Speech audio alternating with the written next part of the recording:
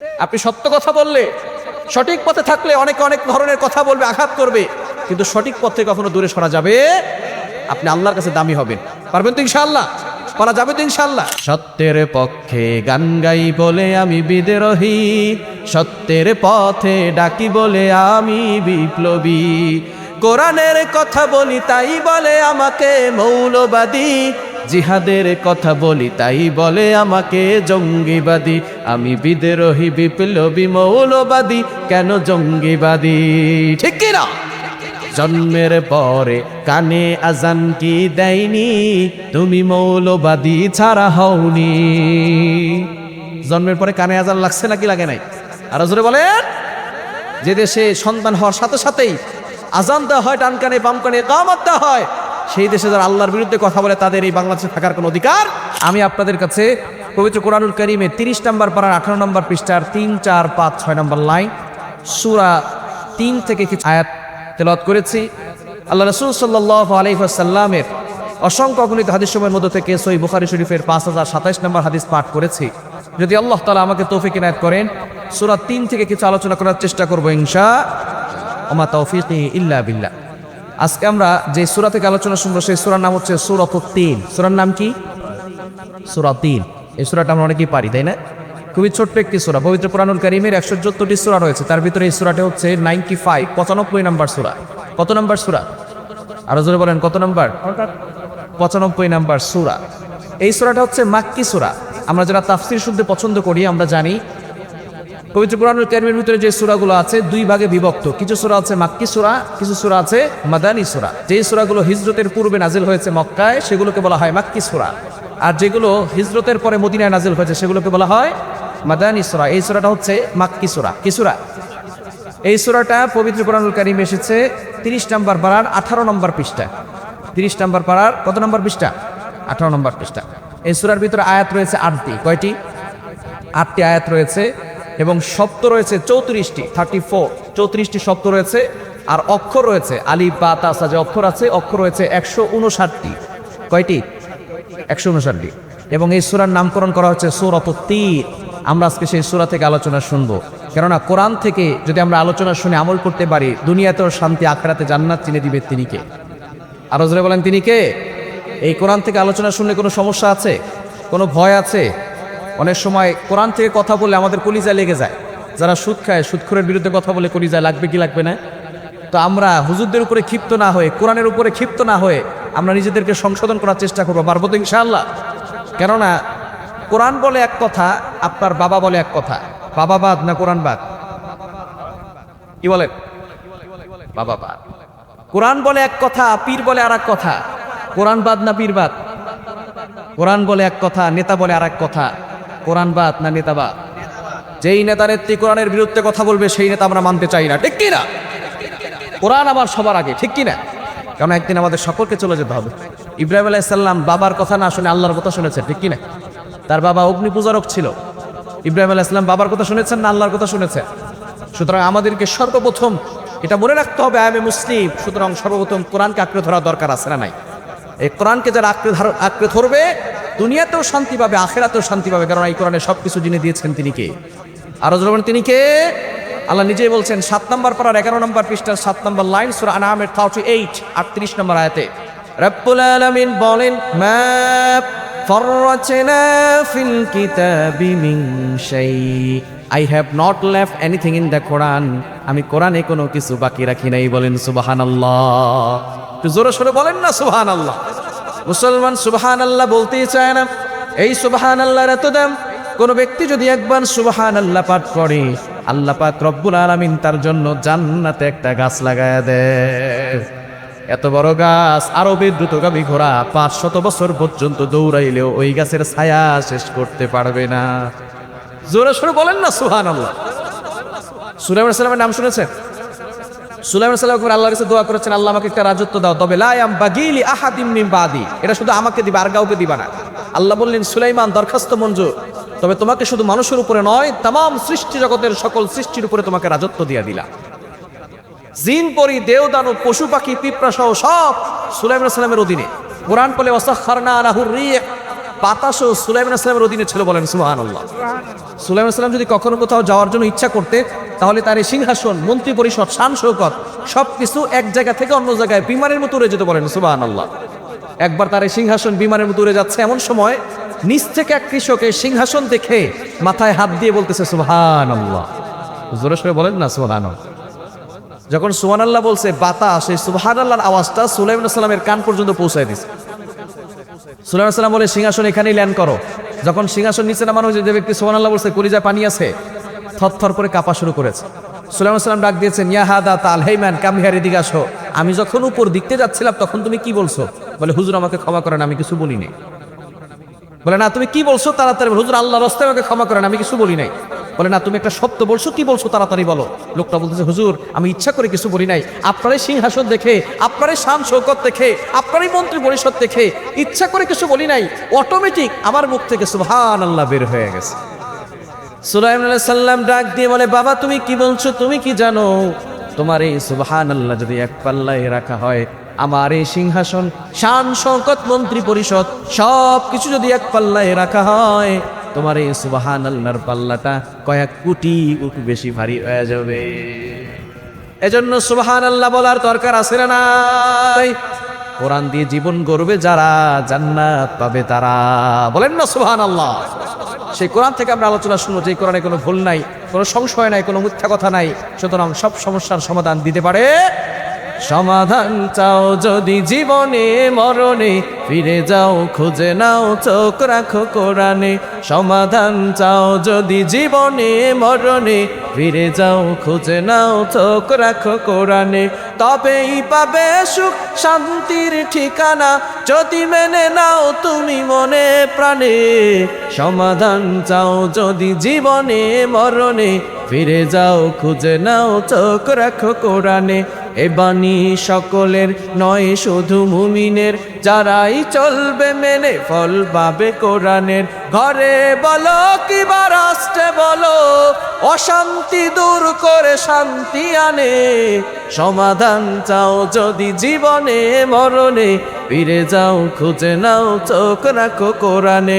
If you wanna solution this dunya and akhirah, go back, have a look to the holy Quran. ঠিক কি না? এজন্য চোখ রাখতে হবে কোথায়? স্টার জলসায়, জি বাংলায়, এটিএন টিভির পর্দায়। চোখ রাখবো কোথায়? কোরআনে রাখতে পারবো তো ইনশাআল্লাহ। আসুন আমরা সেই কোরআনের সূরা 3 থেকে আলোচনা শুনবো। আল্লাহ পাক রব্বুল আলামিন সূরা 3-এর প্রথম 3টি আয়াতে 4টি কসম করেছেন। কয়টি কসম? আর বলেন কয়টি? 4টি কসম করেছেন। 1 নম্বরে আল্লাহ বলছেন তিন মানে একটা ফলের কসম করেছেন। আল্লাহ পাক রব্বুল আলামিন বিভিন্ন সময় মানুষকে কথা গুরুত্ব বোঝানোর জন্য কসম করেছেন। আমরা শুধু একজনের নামে কসম করতে পারবো, তিনি কে? অনেক সময় আমরা কোরআনের কসম করি, বাবার কসম, মায়ের কসম, আবার মায়ের দুধের কসম, আছে না নাই? মসজিদে দাঁড়ায় কসম করে। এগুলো সব কবিরা গুনাহ। একমাত্র কসম করতে হলে কার নামে করতে হবে? আর বলেন কার নামে? গুরুত্ব বোঝানোর জন্য আমরা কসম করি, ঠিক কিনা? আল্লাহ পাক রব্বুল আলামিন কথার গুরুত্ব বোঝানোর জন্য কসম করেছেন। আল্লাহ পাক রব্বুল আলামিন এই কোরআন কারীমের ভিতরে সবকিছু দিয়েছেন। আল্লাহ পাক রব্বুল আলামিন অনেক সময় সূর্যের কসম করেছেন, ওয়াস শামসি ওয়া দুহাহা, আসমানের কসম করেছেন, ওয়াস সামাই যাতিল বুরুজ। আল্লাহ পাক রব্বুল আলামিন কোরআনে ছোট ছোট মাখলুকাত দিয়ে উদাহরণ দিয়েছেন। এই কোরআনে আল্লাহ তাআলা সব দিয়েছেন।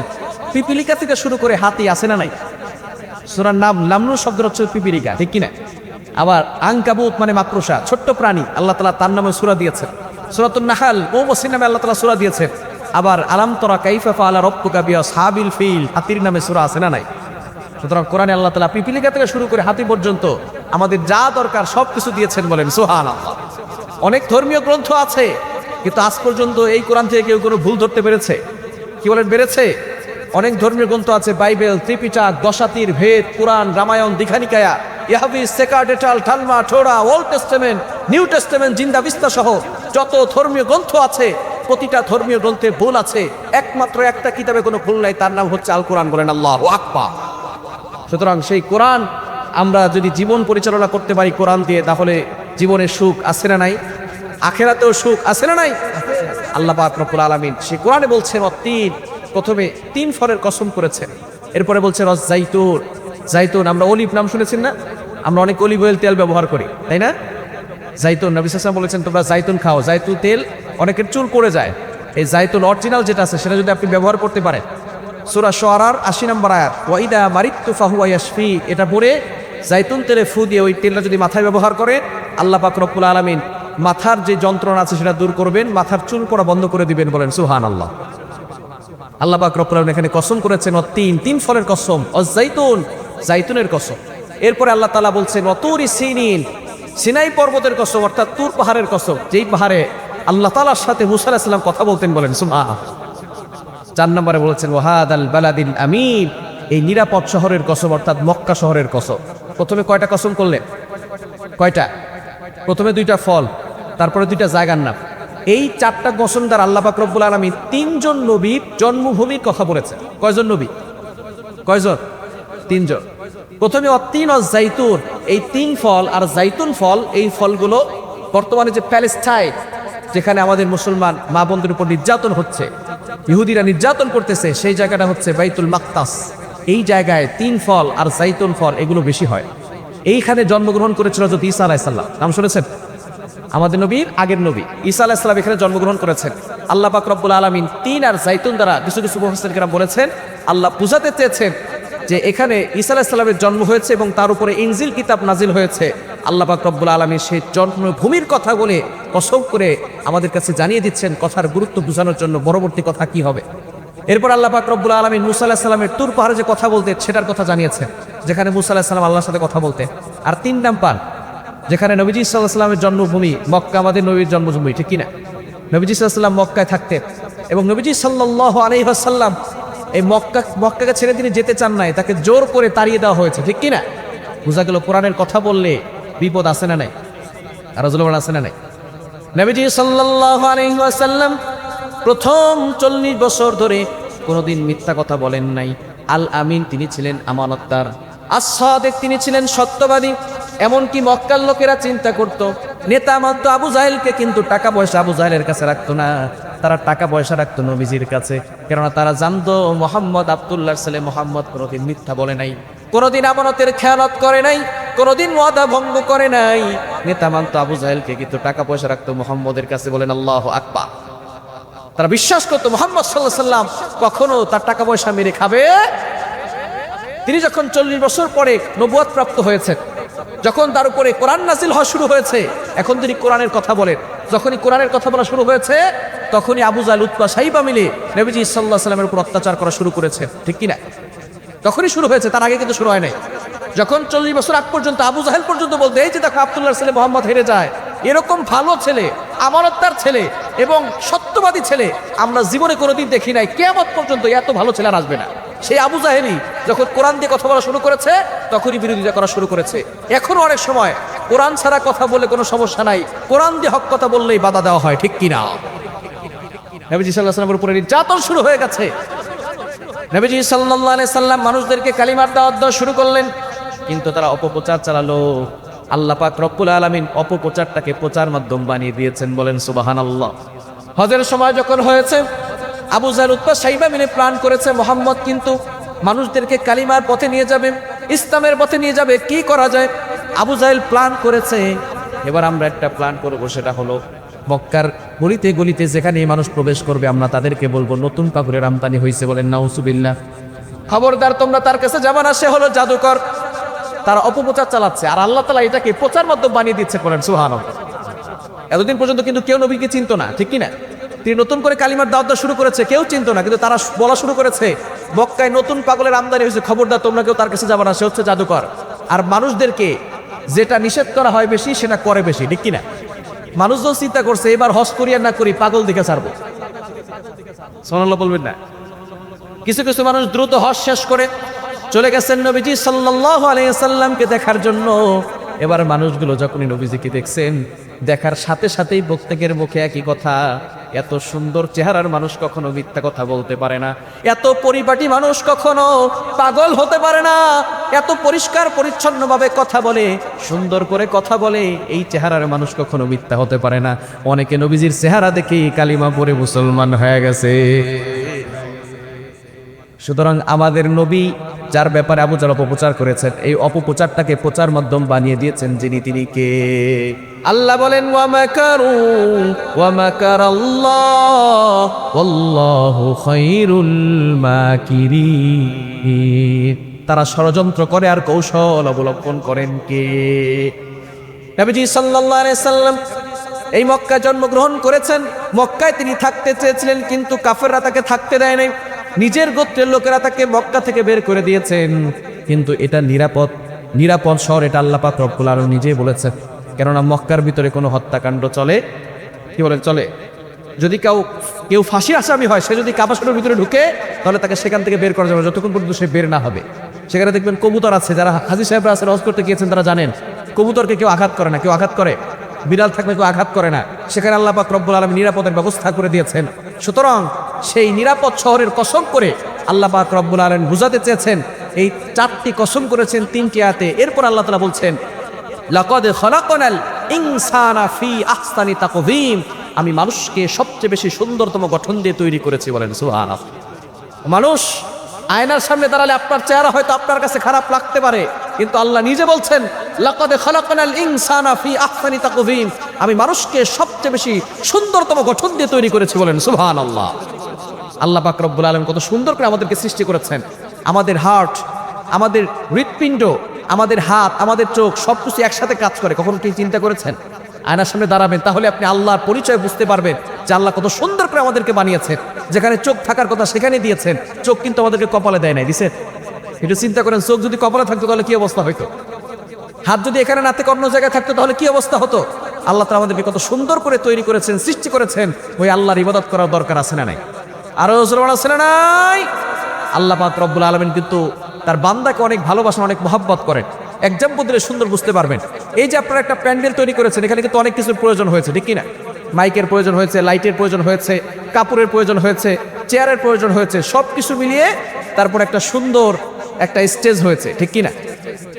কিন্তু আল্লাহ তাআলা যে বিশাল বড় একটা আসমান তৈরি করেছেন, কোনো খুঁটি নাই, খুঁটি ছাড়া আসমান তৈরি করেছেন, রাজমিস্ত্রি কোথায় পাইছে? রাজমিস্ত্রি কোথায় পাইছেন? আল্লাহ পাক রব্বুল আলামিনের রাজমিস্ত্রি লাগে না, এবং তার কাছে উত্তর আছে না নাই? আল্লাহ নিজেই বলে দিয়েছেন। 23 নম্বর পারা, আল্লাহ পাক রব্বুল আলামিন 4 নম্বর পৃষ্ঠার 11 নম্বর লাইন, সূরা ইয়াসিনের 82 নম্বর আয়াতে রব্বুল আলামিন বলেন ইন্নামা আমরুহু ইযা আরাদা শাইআন আইয়াকুলা লাহু কুন ফায়াকুন। আমি আল্লাহ যদি কখনো কোনো কিছু বানানোর জন্য ইচ্ছা করি, আমি আল্লাহর রাজমিস্ত্রির দরকার হয় না। কুন বলতে দেরি, ফায়াকুন সেটা হতে দেরি হয় না। বলেন আল্লাহু আকবার। এবার আপনি আল্লাহর কাছে জিজ্ঞেস করেন, আল্লাহ আসমানটা কেমনে বানাইলাম? কোন বলছি ফায়াকুন হয়ে গেছে। জমিনটা কেমনে বানাইলাম? কোন বলছি ফায়াকুন হয়ে গেছে। আয় আল্লাহ পাহাড়গুলা কেমনে বানাইলা? কোন বলছি ফায়াকুন হয়ে গেছে। সাগরগুলা কেমনে বানাইলা? কোন বলছি ফায়াকুন হয়ে গেছে। আয় আল্লাহ চন্দ্র কেমনে বানাইলা? কোন বলছি ফায়াকুন হয়ে গেছে। আয় আল্লাহ সূর্যটা কেমনে বানাইলা? কোন বলছি ফায়াকুন হয়ে গেছে। আয় আল্লাহ জান্নাত কেমনে বানাইলা? কোন বলছি ফায়াকুন হয়ে গেছে। আয় আল্লাহ জাহান্নাম কেমনে বানাইলা? কোন বলছি ফায়াকুন হয়ে গেছে। আয় আল্লাহ আগুন দ্বারা যে জিন বানাইছো কেমনে বানাইলা? কোন বলছি ফায়াকুন হয়ে গেছে। আয় আল্লাহ নূরের তৈরি ফেরেশতাদেরকে কেমনে বানাইলা? কোন বলছি ফায়াকুন হয়ে গেছে। আয় আল্লাহ সবাইকে তো কোন বলার দ্বারা তৈরি করলা, মানুষকে কিভাবে তৈরি করেছো? আল্লাহ বলেন খালাকতু বিয়াদাই, মেড বাই মাই হ্যান্ড। মানুষকে আমি আল্লাহ আমার কুদরতি হাতের দ্বারা তৈরি করেছি। জোরে সোরে বলেন না সুবহানাল্লাহ। আল্লাহ তাআলা বান্দাকে কতটা ভালোবাসেন, কতটা মহব্বত করেন। আল্লাহ তাআলা সুন্দরতম গঠন দিয়ে তৈরি করেছে। সেই বান্দারা আল্লাহর ইবাদত করবে, কিন্তু বান্দা আল্লাহর ইবাদত না করে আল্লাহর নাফরমানি দুনিয়াতে বেশি বেশি করে, ঠিক কিনা? উচিত ছিল আমরা আল্লাহর ইবাদত করব, কিন্তু আমরা আল্লাহর ইবাদত করে আল্লাহর সাথে নাফরমানি করতেছি, ঠিক কিনা? আল্লাহ পাক রব্বুল আলামিন কিন্তু ঘুমান না। দেখেন বান্দাকে কতটা ভালোবাসেন, আল্লাহ নিজেই বলছেন লা তাখুযুহু সিনাতু ওয়ালা নাওম। 3 নম্বর পারার 1 নম্বর পৃষ্ঠার 9 নম্বর লাইন, সূরা বাকারার 255 নম্বর আয়াতের একটি অংশে আল্লাহ বলেন লা তাখুযুহু সিনাতু ওয়ালা নাওম। আল্লাহ তাআলার ঘুম আসে না, তার তন্দ্রাও আসে না, তিনি ঘুমান না। মুফাসসিরিনে কেরাম বলেছেন আল্লাহ কেন ঘুমান না? আল্লাহ ঘুমান না এজন্য তার একটা নাম হচ্ছে রহমান, একটা নাম হচ্ছে রহিম। কেন? তিনি হচ্ছেন রহমান, তিনি হচ্ছেন রহিম, তিনি হচ্ছেন দয়াময়, তিনি হচ্ছেন মেহেরবান। রাতের বেলা যদি আপনি কঠিন বিপদে পড়ে যান, সাগরের মাঝখানে আছেন, পুলিশ কর্মকর্তার লোকেরাও ঘুমিয়ে গেছে, অফিসের লোকেরাও ঘুমিয়ে গেছে, কেউ নেই আপনাকে সাহায্য করার জন্য, ওই বিপদে পড়ে যদি আপনার আল্লাহকে ডাক দেন, বলেন আল্লাহ আমি তো বিপদে পড়ে গেলাম, আল্লাহ পাক রব্বুল আলামিন ডাক দিয়ে বলেন ও বান্দা তোমার ওই ডাকে সাড়া দেওয়ার জন্য আমি আল্লাহর চোখে ঘুম আসে না, বলেন আল্লাহু আকবার। আল্লাহ বান্দাকে কতটা ভালোবাসেন, কিন্তু আমাদের উচিত ছিল সে আল্লাহর ইবাদত করা, কিন্তু আমরা আল্লাহর ইবাদত করি। এক্সাম্পল দিলে বুঝতে পারবেন, কুকুরকে আপনি শুধু উচ্ছিষ্ট খাবার দিবেন, ভিআইপি কোনো খাবার দেওয়ার দরকার নাই, উচ্ছিষ্ট খাবার তার জন্য থাকার জন্য ভিআইপি কোনো জায়গার ব্যবস্থা করারও দরকার নাই, তাকে শুধু আপনি উচ্ছিষ্ট খাবার দিবেন, যে খাবারটা আপনি খেতে পারেন না, যে খাবারগুলো আপনি খেতে পারছেন না সেগুলো কুকুরকে একবেলা দিচ্ছেন, আর কুকুর সারা রাত ধরে জেগে জেগে আপনার বাড়িটা পাহারা দিচ্ছে। কুকুর আপনাকে বুঝাতে চাচ্ছে মালিক আপনি আমাকে খাবার খাওয়াইছেন, আমি আপনার ঘরটাকে পাহারা দিচ্ছি। কুকুরকে একবেলা খাওয়ালেন, কুকুর আপনার ঘর পাহারা দিল। যেই মালিক আমাকে আপনাকে এত নিয়ামত দিল, উচিত ছিল সেই মালিকের ইবাদত করা সারা রাত জেগে জেগে, কিন্তু আমরা সারা রাত ঘুমাই, আমাদের মালিক আমাদেরকে পাহারা দেয়, বলেন আল্লাহু আকবার। ভাই আল্লাহর ইবাদত করার দরকার আছে না নাই? যেহেতু আমরা আল্লাহর সাথে নাফরমানি করি, এই জন্য আল্লাহ পরের আয়াতে বলে দিয়েছেন সুম্মা রাদাদনাহু আসফালা সাফিলিন। এই মানুষকে আমি আল্লাহ এত সুন্দর গঠন দিয়ে তৈরি করেছি, তারা আবার সবচেয়ে নিকৃষ্ট হয়ে গেছে, ঠিক কি না? সবচেয়ে নিচে নেমে গেছে, এমনকি কুকুরের থেকেও নিকৃষ্ট হয়ে গেছে। বলবেন হুজুর মানুষকে কুকুরের সাথে তুলনা করলেন, আল্লাহ নিজে বলছেন, কোরআন খোলেন 9 নম্বর পারা 13 নম্বর পৃষ্ঠার 1, 2, 3 নম্বর লাইনগুলোতে সূরা আরাফের 179 নম্বর আয়াতে আল্লাহ বলছেন ওয়ালাকাদ দারাবনা লিজাহান্নামা কাসীরাম মিনাল জিন্নি ওয়াল ইনস লাহুম কুলুবুন লা ইয়াফকাহুনা বিহা ওয়া লাহুম আ'ইনুন লা ইবসিরুনা বিহা ওয়া লাহুম আযানুন লা ইয়াসমাউনা বিহা উলাইকা কাল আনআমি বাল হুম আদাল। আল্লাহ বলছেন যাদের চোখ আছে তারা সব কিছু দেখে, কিন্তু আল্লাহর কোরআন দেখে না। যাদের অন্তর আছে, অন্তর দিয়ে সবকিছু চিন্তা করে, কিন্তু আল্লাহর কথা চিন্তা করে না। কান আছে, কান দিয়ে সবকিছু শোনে, কিন্তু কোরআনের বাণী তারা শুনতে চায় না, দ্বীনের কথা তারা শুনতে চায় না। আল্লাহ বলছে উলাইকা কাল আনআম, তারা হচ্ছে চতুষ্পদ জন্তুর মতো, বালহুম আদল, বরং তার থেকেও নিকৃষ্ট, ঠিক কিনা? এজন্য আমাদেরকে সঠিক পথে ফিরে আসার দরকার আছে না নাই? আরো জোরে বলেন আছে না নাই? মানুষ পশুর থেকেও নিকৃষ্ট হয়ে যায়। আজ পর্যন্ত শুনেছেন কোন পশু অন্য কোন পশুকে মেরে 20 টুকরা করছে, এরকম কোনো খবর পেয়েছেন? কিন্তু মানুষ নিজের স্বজাতি ভাইকে মেরে 20 টুকরা না 100 টুকরা করে, ঠিক কিনা? এই যে 2 দিন আগের ঘটনা, মোহাম্মদপুরে কাজের লোক আয়শানা, নাম রাখছে কত সুন্দর সুন্দর নাম। এই নামের মেয়েটা ঘরের ভিতরে মা ছিল আর মেয়ে ছিল, তাদেরকে প্রায় 36টার মতো মাকে আঘাত করছে, আর মেয়েটাকে মনে হয় 6টা আঘাত করছে ছুরি দিয়ে। কতটা নিকৃষ্ট হলে এই ধরনের কাজ করতে পারে? ঘরের ভিতরে ঢুকে যত মালামাল ছিল সবকিছু চুরি করে নিয়ে যাচ্ছে। যখন ঘরের লোক টের পেয়েছে, তাকে যখন ধরছে, তখন ছুরি দিয়ে 36টা আঘাত করে এই মাকে আর মেয়েকে 2 জনকে সেখান থেকে দুনিয়া থেকে বিদায় করে দিয়েছে। কতটা জঘন্যতম হলে এই ধরনের কাজ করতে পারে? এজন্য আমাদেরকে আল্লাহর দিকে ফিরে আসার দরকার আছে না নাই? আরো জোর আছে না নাই? আল্লাহর দিকে ফিরতে হবে। এজন্য আপনারা যারা বাসায় কাজের লোক রাখবেন, খুব সাবধান, সতর্ক থাকার জন্য আল্লাহ পাক রব্বুল আলামিন নিজেই বলে দিয়েছেন, নবী সাল্লাল্লাহু আলাইহি ওয়াসাল্লাম সবসময় সতর্ক থাকতে বলেছেন। আমরা অনেক সময় না বুঝে অনেক ধরনের কাজ করে ফেলি, ঠিক কিনা? আমাদেরকে অনেক সময় বুঝে শুনে কাজ করতে হবে, যাতে করে সতর্ক থাকতে পারি, বিপদ আপদ থেকে বাঁচতে পারি। এজন্য আল্লাহর কাছে বেশি বেশি করে দোয়া করবে। সকালবেলা ঘুম থেকে ওঠার পরেই নামাজ পড়বে। অনেকে নামাজ পড়ে না আর বলে যে আল্লাহ বিপদ দিও না। নামাজ পড়তে হবে, আল্লাহর কাছে দোয়া করতে হবে। ফজরের নামাজ যে ব্যক্তি পড়বে সে ব্যক্তি আল্লাহর জিম্মায় চলে যাবে পরবর্তী ফজর পর্যন্ত। তাহলে আল্লাহ তাআলা 3টি আয়াতে 4টি কসম করে বলেছেন আমি মানুষকে সবচেয়ে সুন্দরতম গঠন দিয়ে তৈরি করেছি। সেই মানুষ নিকৃষ্ট হতে হতে পশুর থেকেও নিকৃষ্ট হয়ে যায়, ঠিক কিনা? তবে 2টি কোয়ালিটি পূর্ণ যারা থাকবে, আল্লাহ পাক রব্বুল আলামিন তাদেরকে উত্তম প্রতিদান জান্নাতের ব্যবস্থা করবে, বলেন সুবহানাল্লাহ। জান্নাতে যেতে চাই কি চাই না? আরো জোরে বলেন চাই কি চাই না? আমরা জান্নাতে যেতে চাই, তবে জান্নাতে যাওয়ার কাজ করতে চাই না, ঠিক কিনা? জান্নাত কিন্তু আল্লাহ সহজ করে দিয়েছেন। এক্সাম্পল দিলে সুন্দর বুঝতে পারবেন।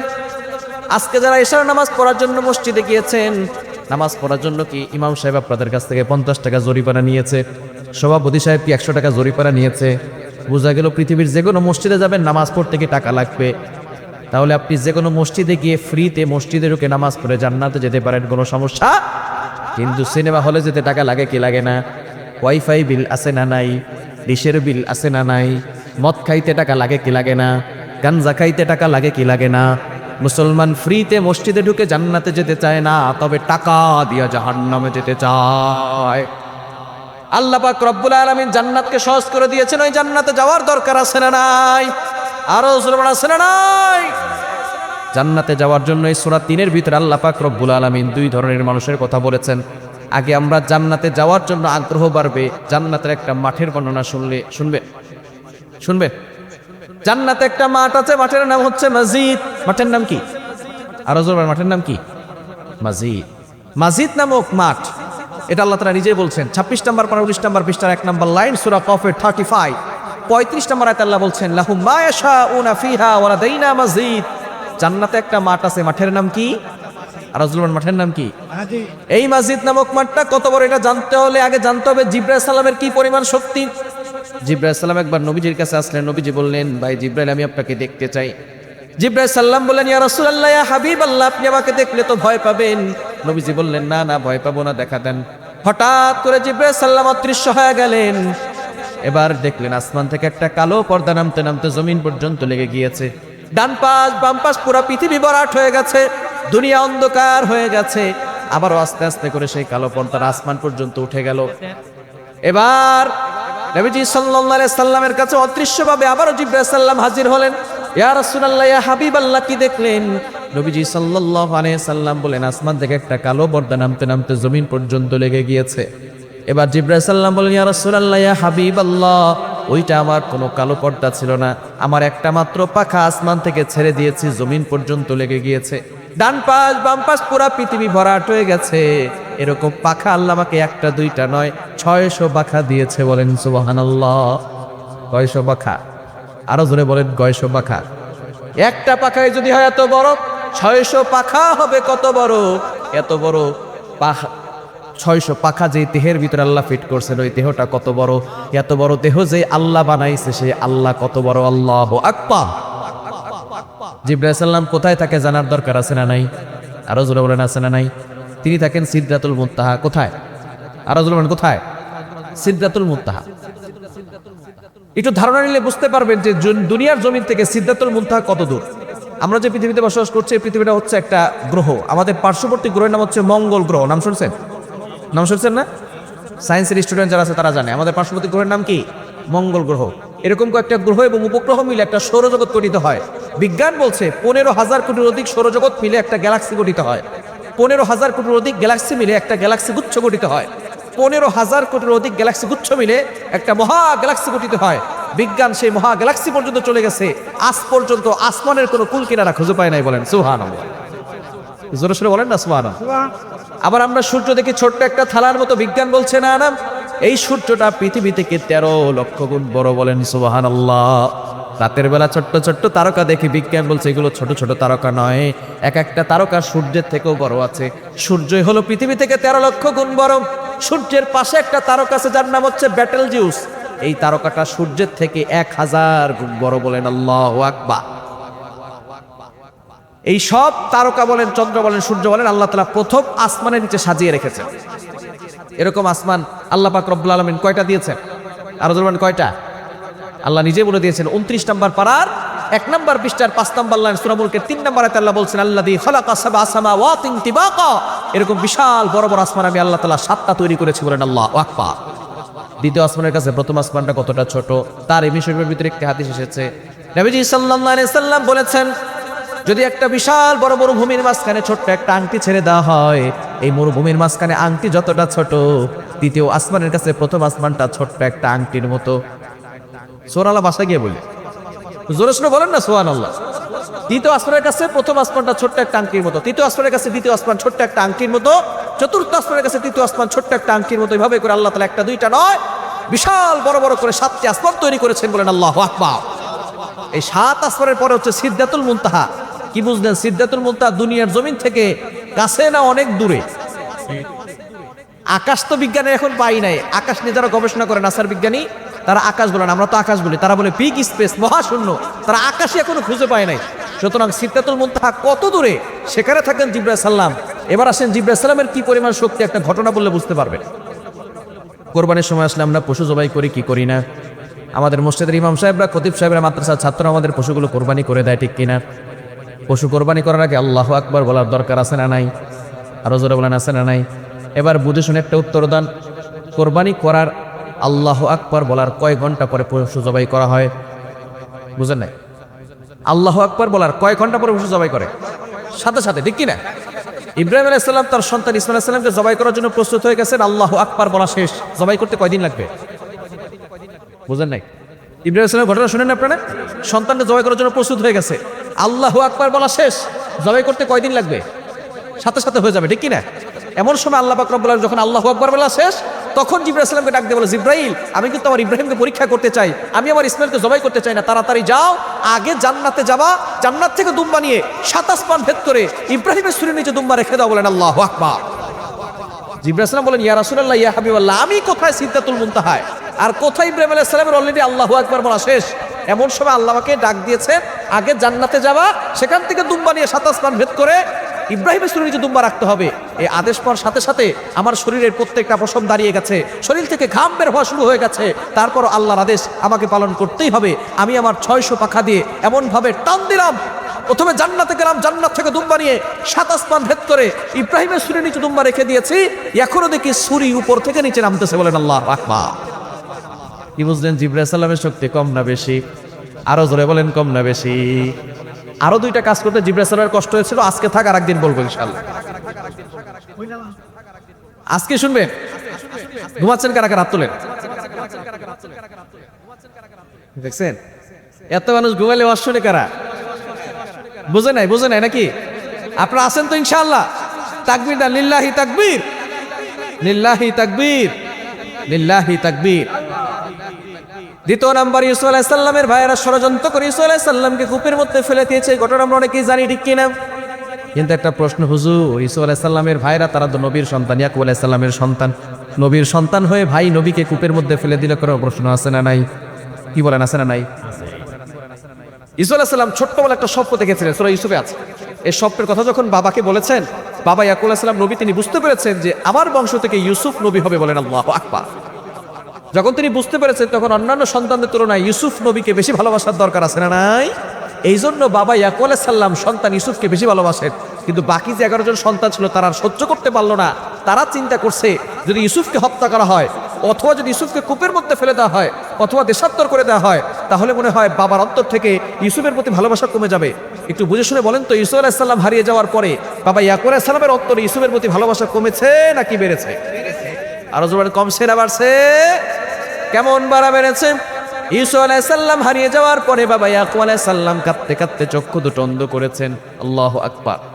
শুধু তাই নয়, ইয়াকুব আলাইহিস সালাম ইউসুফ আলাইহিস সালামের সন্তান ছাড়া, ইউসুফ আলাইহিস সালাম ছাড়া আরো 11 জন সন্তান ছিল। কারো নাম ছিল শামুন, কারো নাম ছিল লাবি, কারো নাম ছিল ইয়াহুদা, কারো নাম ছিল বিনয়ামিন। ইয়াকুব আলাইহিস সালাম কোন সন্তানকে নাম ধরে ডাকতেন না, সকল সন্তানকে ইউসুফ ইউসুফ বলে ডাকতেন, বলেন আল্লাহু আকবার। 11 জন সন্তান মিলে ষড়যন্ত্র করেছে, যদি ইউসুফকে হত্যা করা হয়, অথবা কূপের মধ্যে ফেলে দেওয়া হয়, অথবা দেশান্তর করে দেওয়া হয়, তাহলে মনে হয় বাবার অন্তর থেকে ভালোবাসা কমে যাবে। কমছে না বাড়ছে? আরো জোর, কমেছে না বেড়েছে? ঠিক তদ্রুপভাবে পূর্বের কিছু মানুষ মনে করেছিল, যদি আলেমদেরকে বন্দী করে রাখা হয়, যদি আলেমদেরকে বাংলাদেশ থেকে বিদায় করে দেওয়া হয়, তাহলে মনে হয় বাংলার মানুষের অন্তর থেকে আলেমদের ভালোবাসা কমানো যাবে।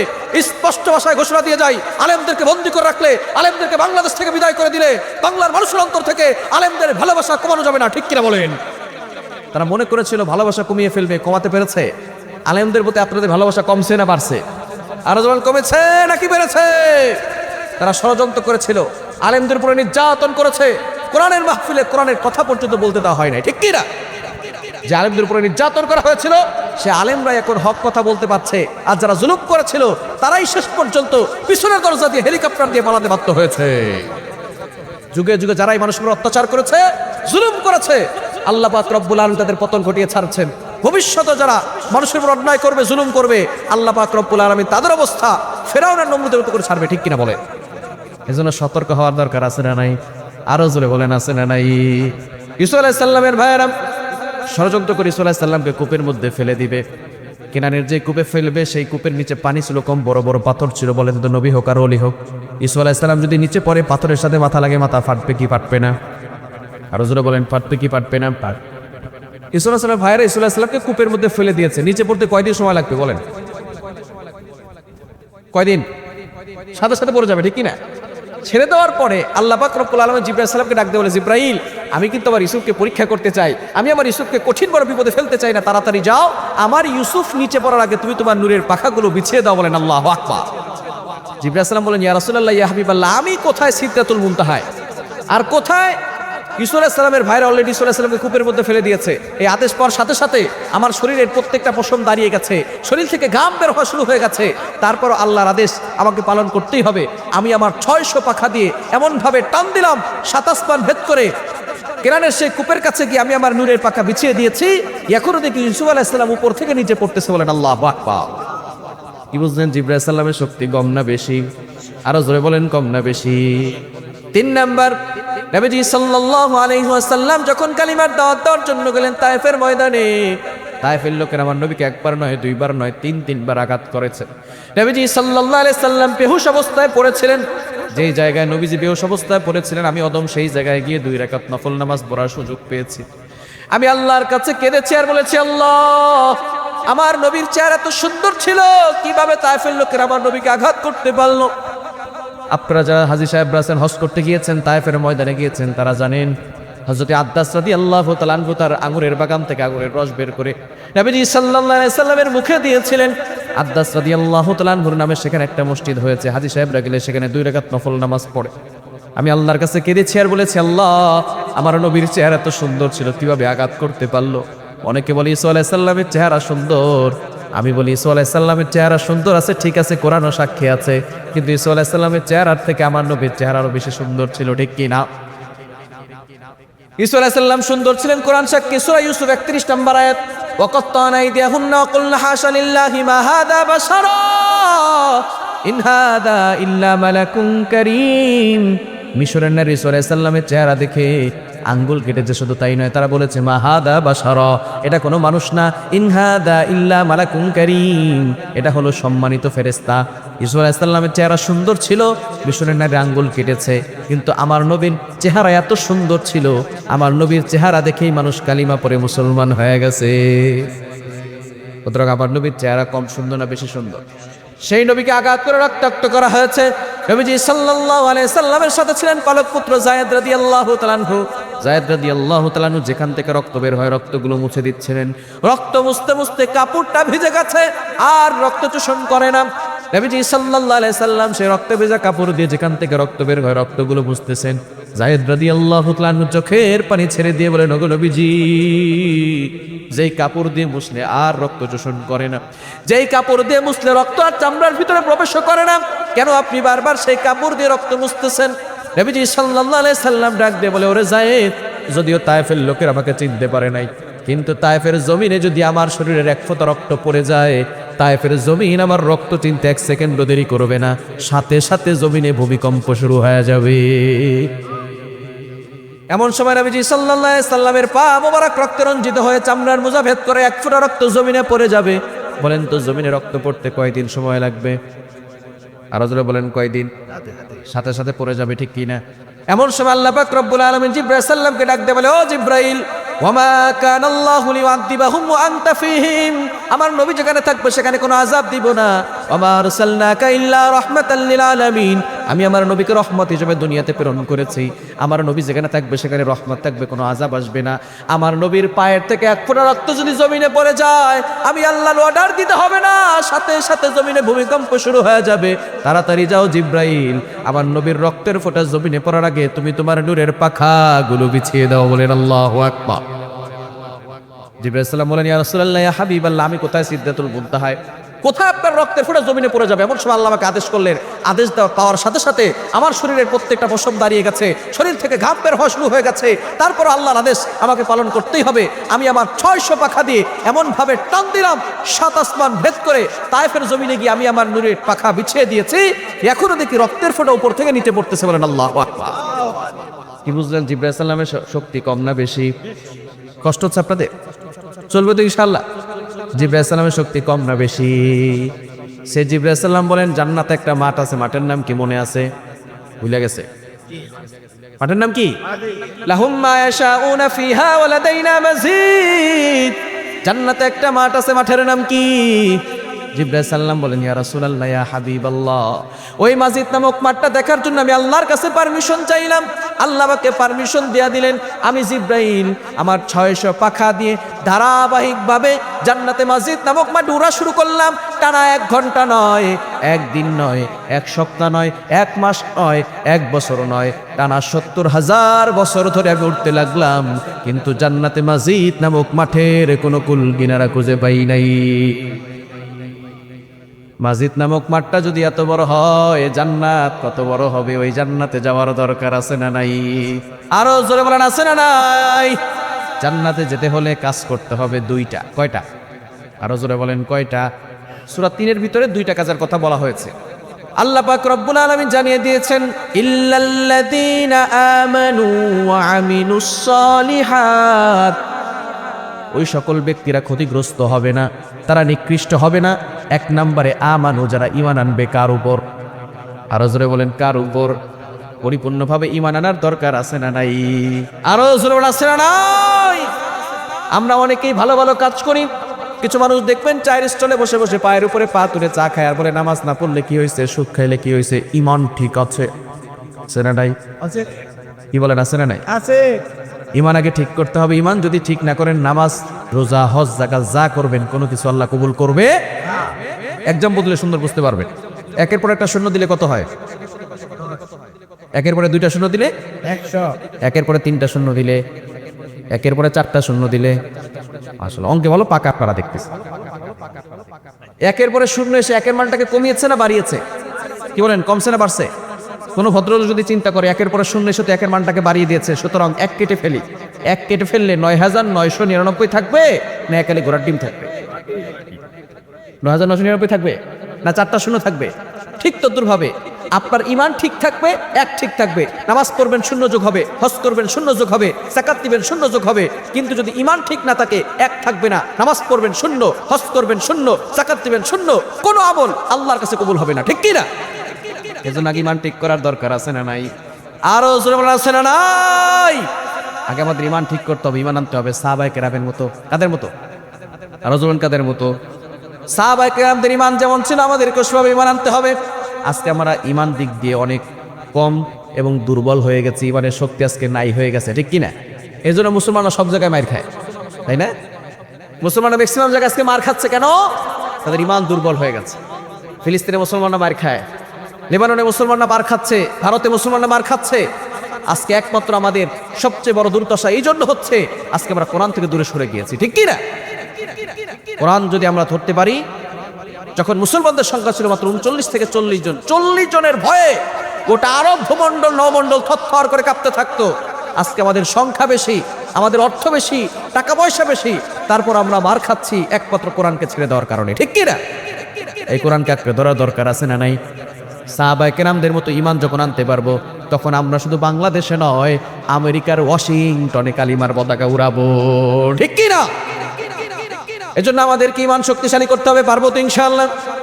অনেকে শুধু নামাজ নিয়ে পড়ে আছেন, অনেকে শুধু তাসবিহ নিয়ে পড়ে আছেন, পরে নামাজ পড়ছে আমার দায়িত্ব শেষ। নামাজ পড়লেই দায়িত্ব শেষ হবে? আরো দায়িত্ব আছে না নাই? কি বলেন, আছে না নাই? অনেক একটু বলে, হুজুর আমরা নরম তবিয়তের। আবু বকর রাদিয়াল্লাহু তাআলার মতো। আবু বকর সিদ্দিক রাদিয়াল্লাহু তাআলা নরম ছিলেন, কিন্তু ইসলামের বিরুদ্ধে কেউ কথা বললে, আল্লাহর বিরুদ্ধে কথা বললে সাথে সাথে গরম হয়ে যেতেন। ঠিক কি না? আবু বকর সিদ্দিক রাদিয়াল্লাহু তাআলা আনহুর ব্যাপারে আমরা সকলে জানি, তিনি নরম সাহাবী। সে আবু বকর সিদ্দিক রাদিয়াল্লাহু তাআলা আনহু একবার রাস্তা দিয়ে হেঁটে যাচ্ছিলেন। এমন সময় কি ইহুদি পণ্ডিত সে বলতেছে, তোমাদের আল্লাহ তো ফকির। বলেন নাউজুবিল্লাহ। জোরে সোরে বলেন না নাউজুবিল্লাহ। আবু বকর রাদিয়াল্লাহু তাআলা সাথে সাথে নরম সাহাবী গরম হয়ে তার হাত দ্বারা এমন আঘাত করেছে, ওই ইহুদির গালে 5টা আঙ্গুলের ছাপ পড়েছে। বলেন আল্লাহু আকবার। সাথে সাথে অ্যাকশন, কোনো কথা নাই। আর আপনি বলতেছেন, হুজুর আমার নামাজ পড়লে তো হয়ে গেছে।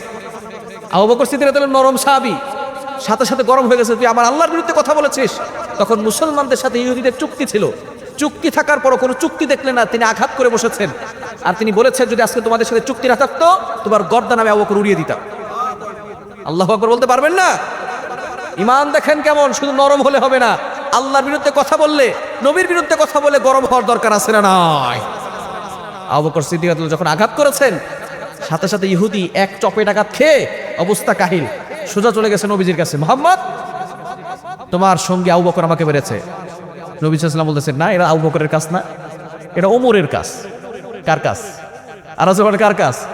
বলে না আবু বকর তো এই কাজ করতে পারে না। বলে না, আপনার সঙ্গে আবু বকরই করেছে। বলে না, তুমি ভুল দেখেছো, হয়তো ওমর করছে। এটা কে করছে?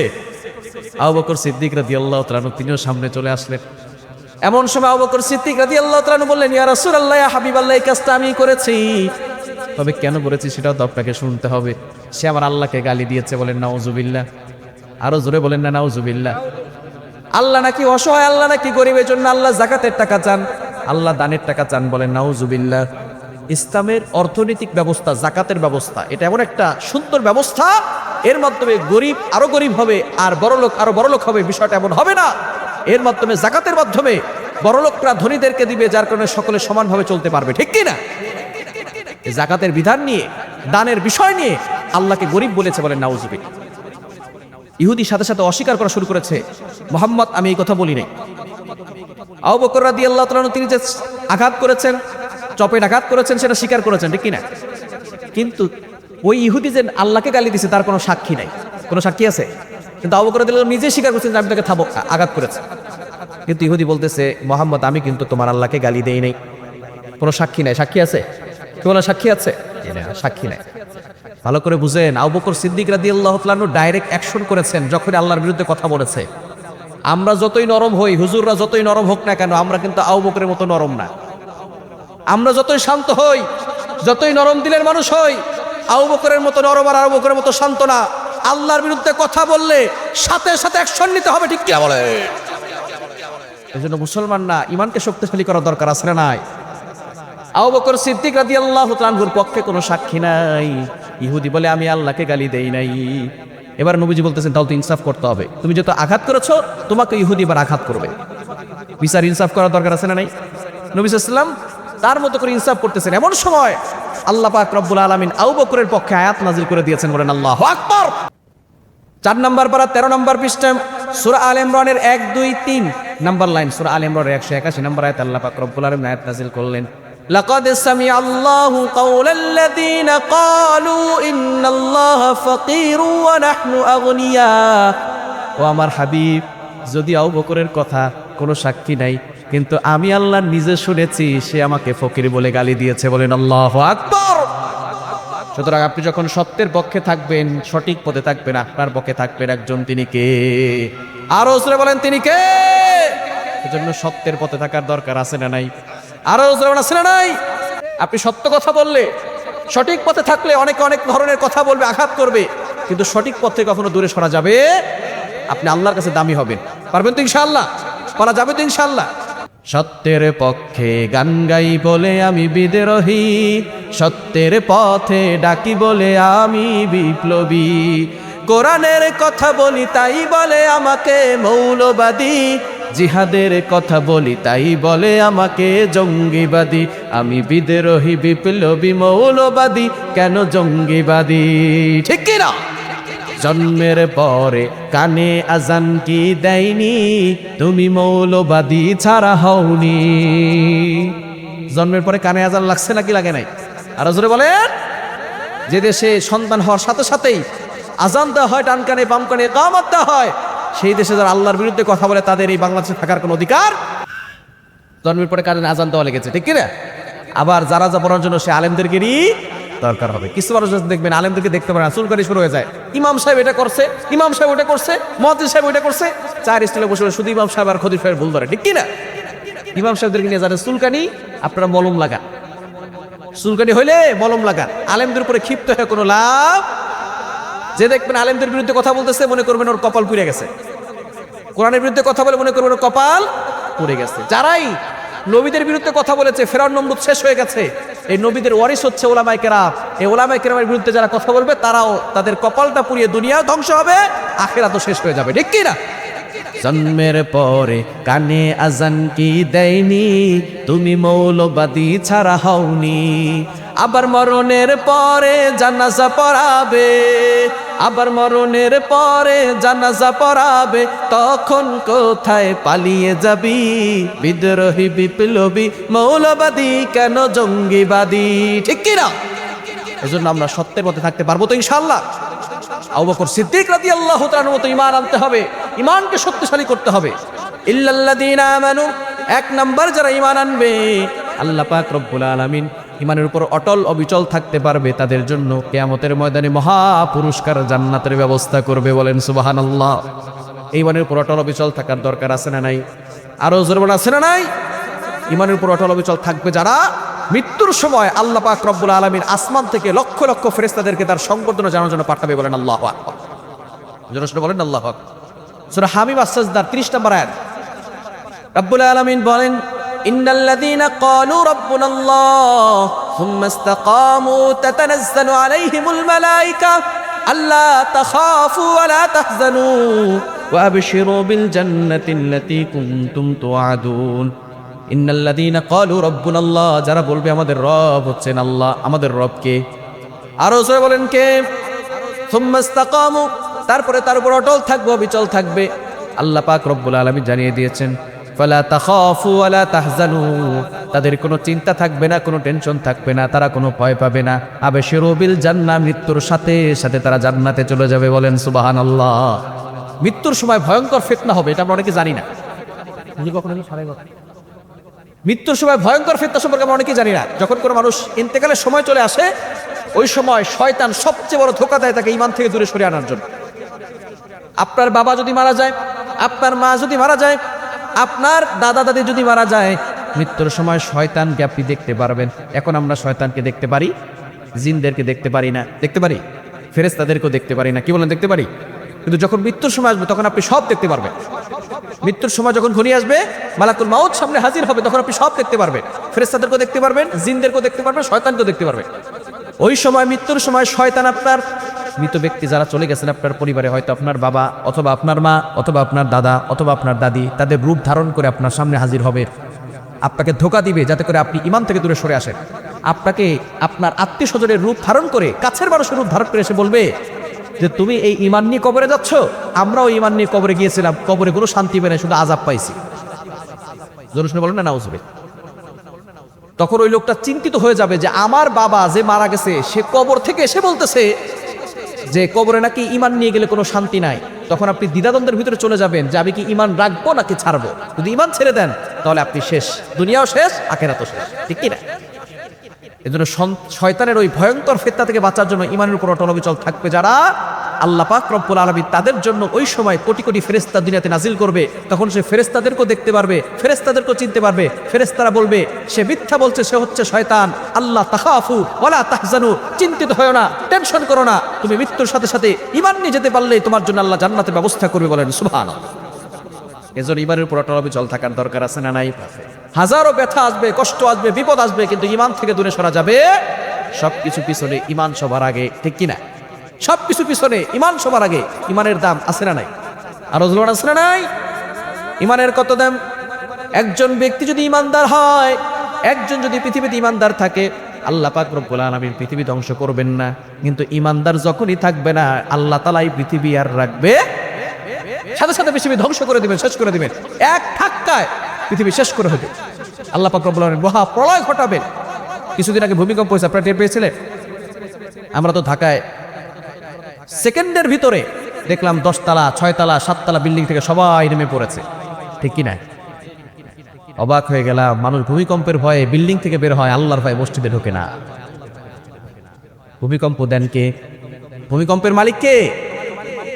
এজন্য ভয় করতে হবে কাকে? আল্লাহকে ভয় করবেন, ঈমানকে শক্তিশালী করবেন। যখনই ঈমানদার থাকবে না, আল্লাহ পাক রব্বুল আলামিন পৃথিবীটাকে একটা ঝাঁকুনি দিবেন, এমন ঝাঁকুনি দিবেন। ইন্না জালজালাতাস সাআতি শাইউন আযীম, সূরা হজের 1 নম্বর আয়াতে 17 নম্বর পারা 10 নম্বর পৃষ্ঠার 15 নম্বর লাইন, সূরা হজের 1 নম্বর আয়াতে আল্লাহ বলছেন, ইয়া আইয়ুহান নাসু তাকু রাব্বাকুম, হে মানুষ সকল তোমরা আল্লাহকে ভয় করো, তোমাদের রবকে ভয় করো। ইন্না জালজালাতাস সাআতি শাইউন আযীম, জালজালা হবে, কিয়ামতের মহা প্রলয় যখন ঘটবে, এটা শাইউন আযীম, বড় ভয়ঙ্কর হবে। ইয়াউমা তারাউনাহা তাযহানু কুল্লু মুরদিআতিন আম্মা আরদাত ওয়া তাদাউ কুল্লু যাতি হামলিন হামলাহা ওয়া তারান নাসা সুকারা ওয়া মা হুম বিসুকারা ওয়ালাকিন্না আযাবাল্লাহি শাদীদ। মানুষগুলো পাগলের মতো ছুটতে থাকবে আর পালাতে থাকবে, কিন্তু তখন পালানোর কোনো জায়গা থাকবে? গর্ভবতী মায়েরা যারা আছে, সাথে সাথে বাচ্চা ডেলিভারি হয়ে যাবে, বুঝতেও পারবে না। এক ধাক্কায় বাচ্চা ডেলিভারি হয়ে যাবে, মা বুঝতেই পারবে না। মা তার কোলের সন্তানকে কখনো বলে না যেই বাচ্চারা জন্ম হয়েছে মা তাকে আগলে রাখে, যখন এই ধাক্কা আসবে মা তার সন্তানকে রেখে পালাতে থাকবে। কি ভয়ঙ্কর পরিস্থিতি হবে, ওই পরিস্থিতি আসার আগে আমাদেরকে ঠিক হওয়ার দরকার আছে না নাই? আল্লাহ বলছে ওই ইমানদার আল্লাহ আল্লাহ বলনেওয়ালা লোক একজন থাকবে, আমি আল্লাহ দুনিয়া ধ্বংস করব। তো ইমানদারের দাম কম না বেশি? আরো জোরে বলেন, কম না বেশি? লা তাকুমুস সাআ হাত্তা ইউকালু আল্লাহ আল্লাহ। একজন আল্লাহ বলনেওয়ালা ইমানদার যতক্ষণ থাকবে ততক্ষণ পর্যন্ত আল্লাহ কিয়ামত দিবেন না, দুনিয়া ধ্বংস করবেন না। ওই একজন ইমানদারের রসির আল্লাহ চোরটাকেও খাওয়াবে, ডাকাতকেও খাওয়াবে, ইহুদি খাওয়াবে, খ্রিস্টানকে খাওয়াবে, হিন্দুকে খাওয়াবে, ইমানদারের রসিলায়। ঠিক কিনা? ইমানদার শেষ, আল্লাহ পৃথিবী আর রাখবে, আসমানটাকে ফাটিয়ে দিবেন, জমিন ফেটে যাবে, সূর্য খসে পড়বে, চন্দ্র খসে পড়বে, কিচ্ছু আল্লাহ রাখবেন না, সব শেষ। বলে তো পূর্ব দিকের বাতাস যদি বন্ধ হয়ে যায়, এই বাতাসকে চালু করার জন্য সরকারের কাছে কোনো যন্ত্র নাই, ইমাম সাহেবের কাছে কোনো মন্ত্র নাই। আছে? কোনো যন্ত্র আছে? কোনো মন্ত্র আছে? কিন্তু ইমানদার থাকবে, বাতাস বন্ধ হবে না। দাম আছে না নাই? আবার ইমানদার মরলেও দাম আছে না নাই? একজন ইমানদার যদি মারা যায় ইমান নিয়ে, তাহলে এই দুনিয়ার সমান 10 দুনিয়া জান্নাত তার আমলনামায় চলে যাবে। বলেন সুবহানাল্লাহ। সর্বনিম্ন জান্নাত। আল্লাহ তাআলা বলবে তোমার কি কি লাগবে বলো, যা যা চাইবে তার সব আশা পূরণ করা হবে। আল্লাহ তাআলা শেষ বলবে যে তোমাকে আরো এই যে দুনিয়া তোমরা ছিলে, এই দুনিয়ার 10 দুনিয়ার সমান জান্নাত তোমাকে দিয়ে দিলাম। পড়েন আল্লাহু আকবার। তো ইমানদারের দাম কম না বেশি? ইমানের দাম কম না বেশি? সুতরাং এই ইমানকে কখনো ছাড়া যাবে?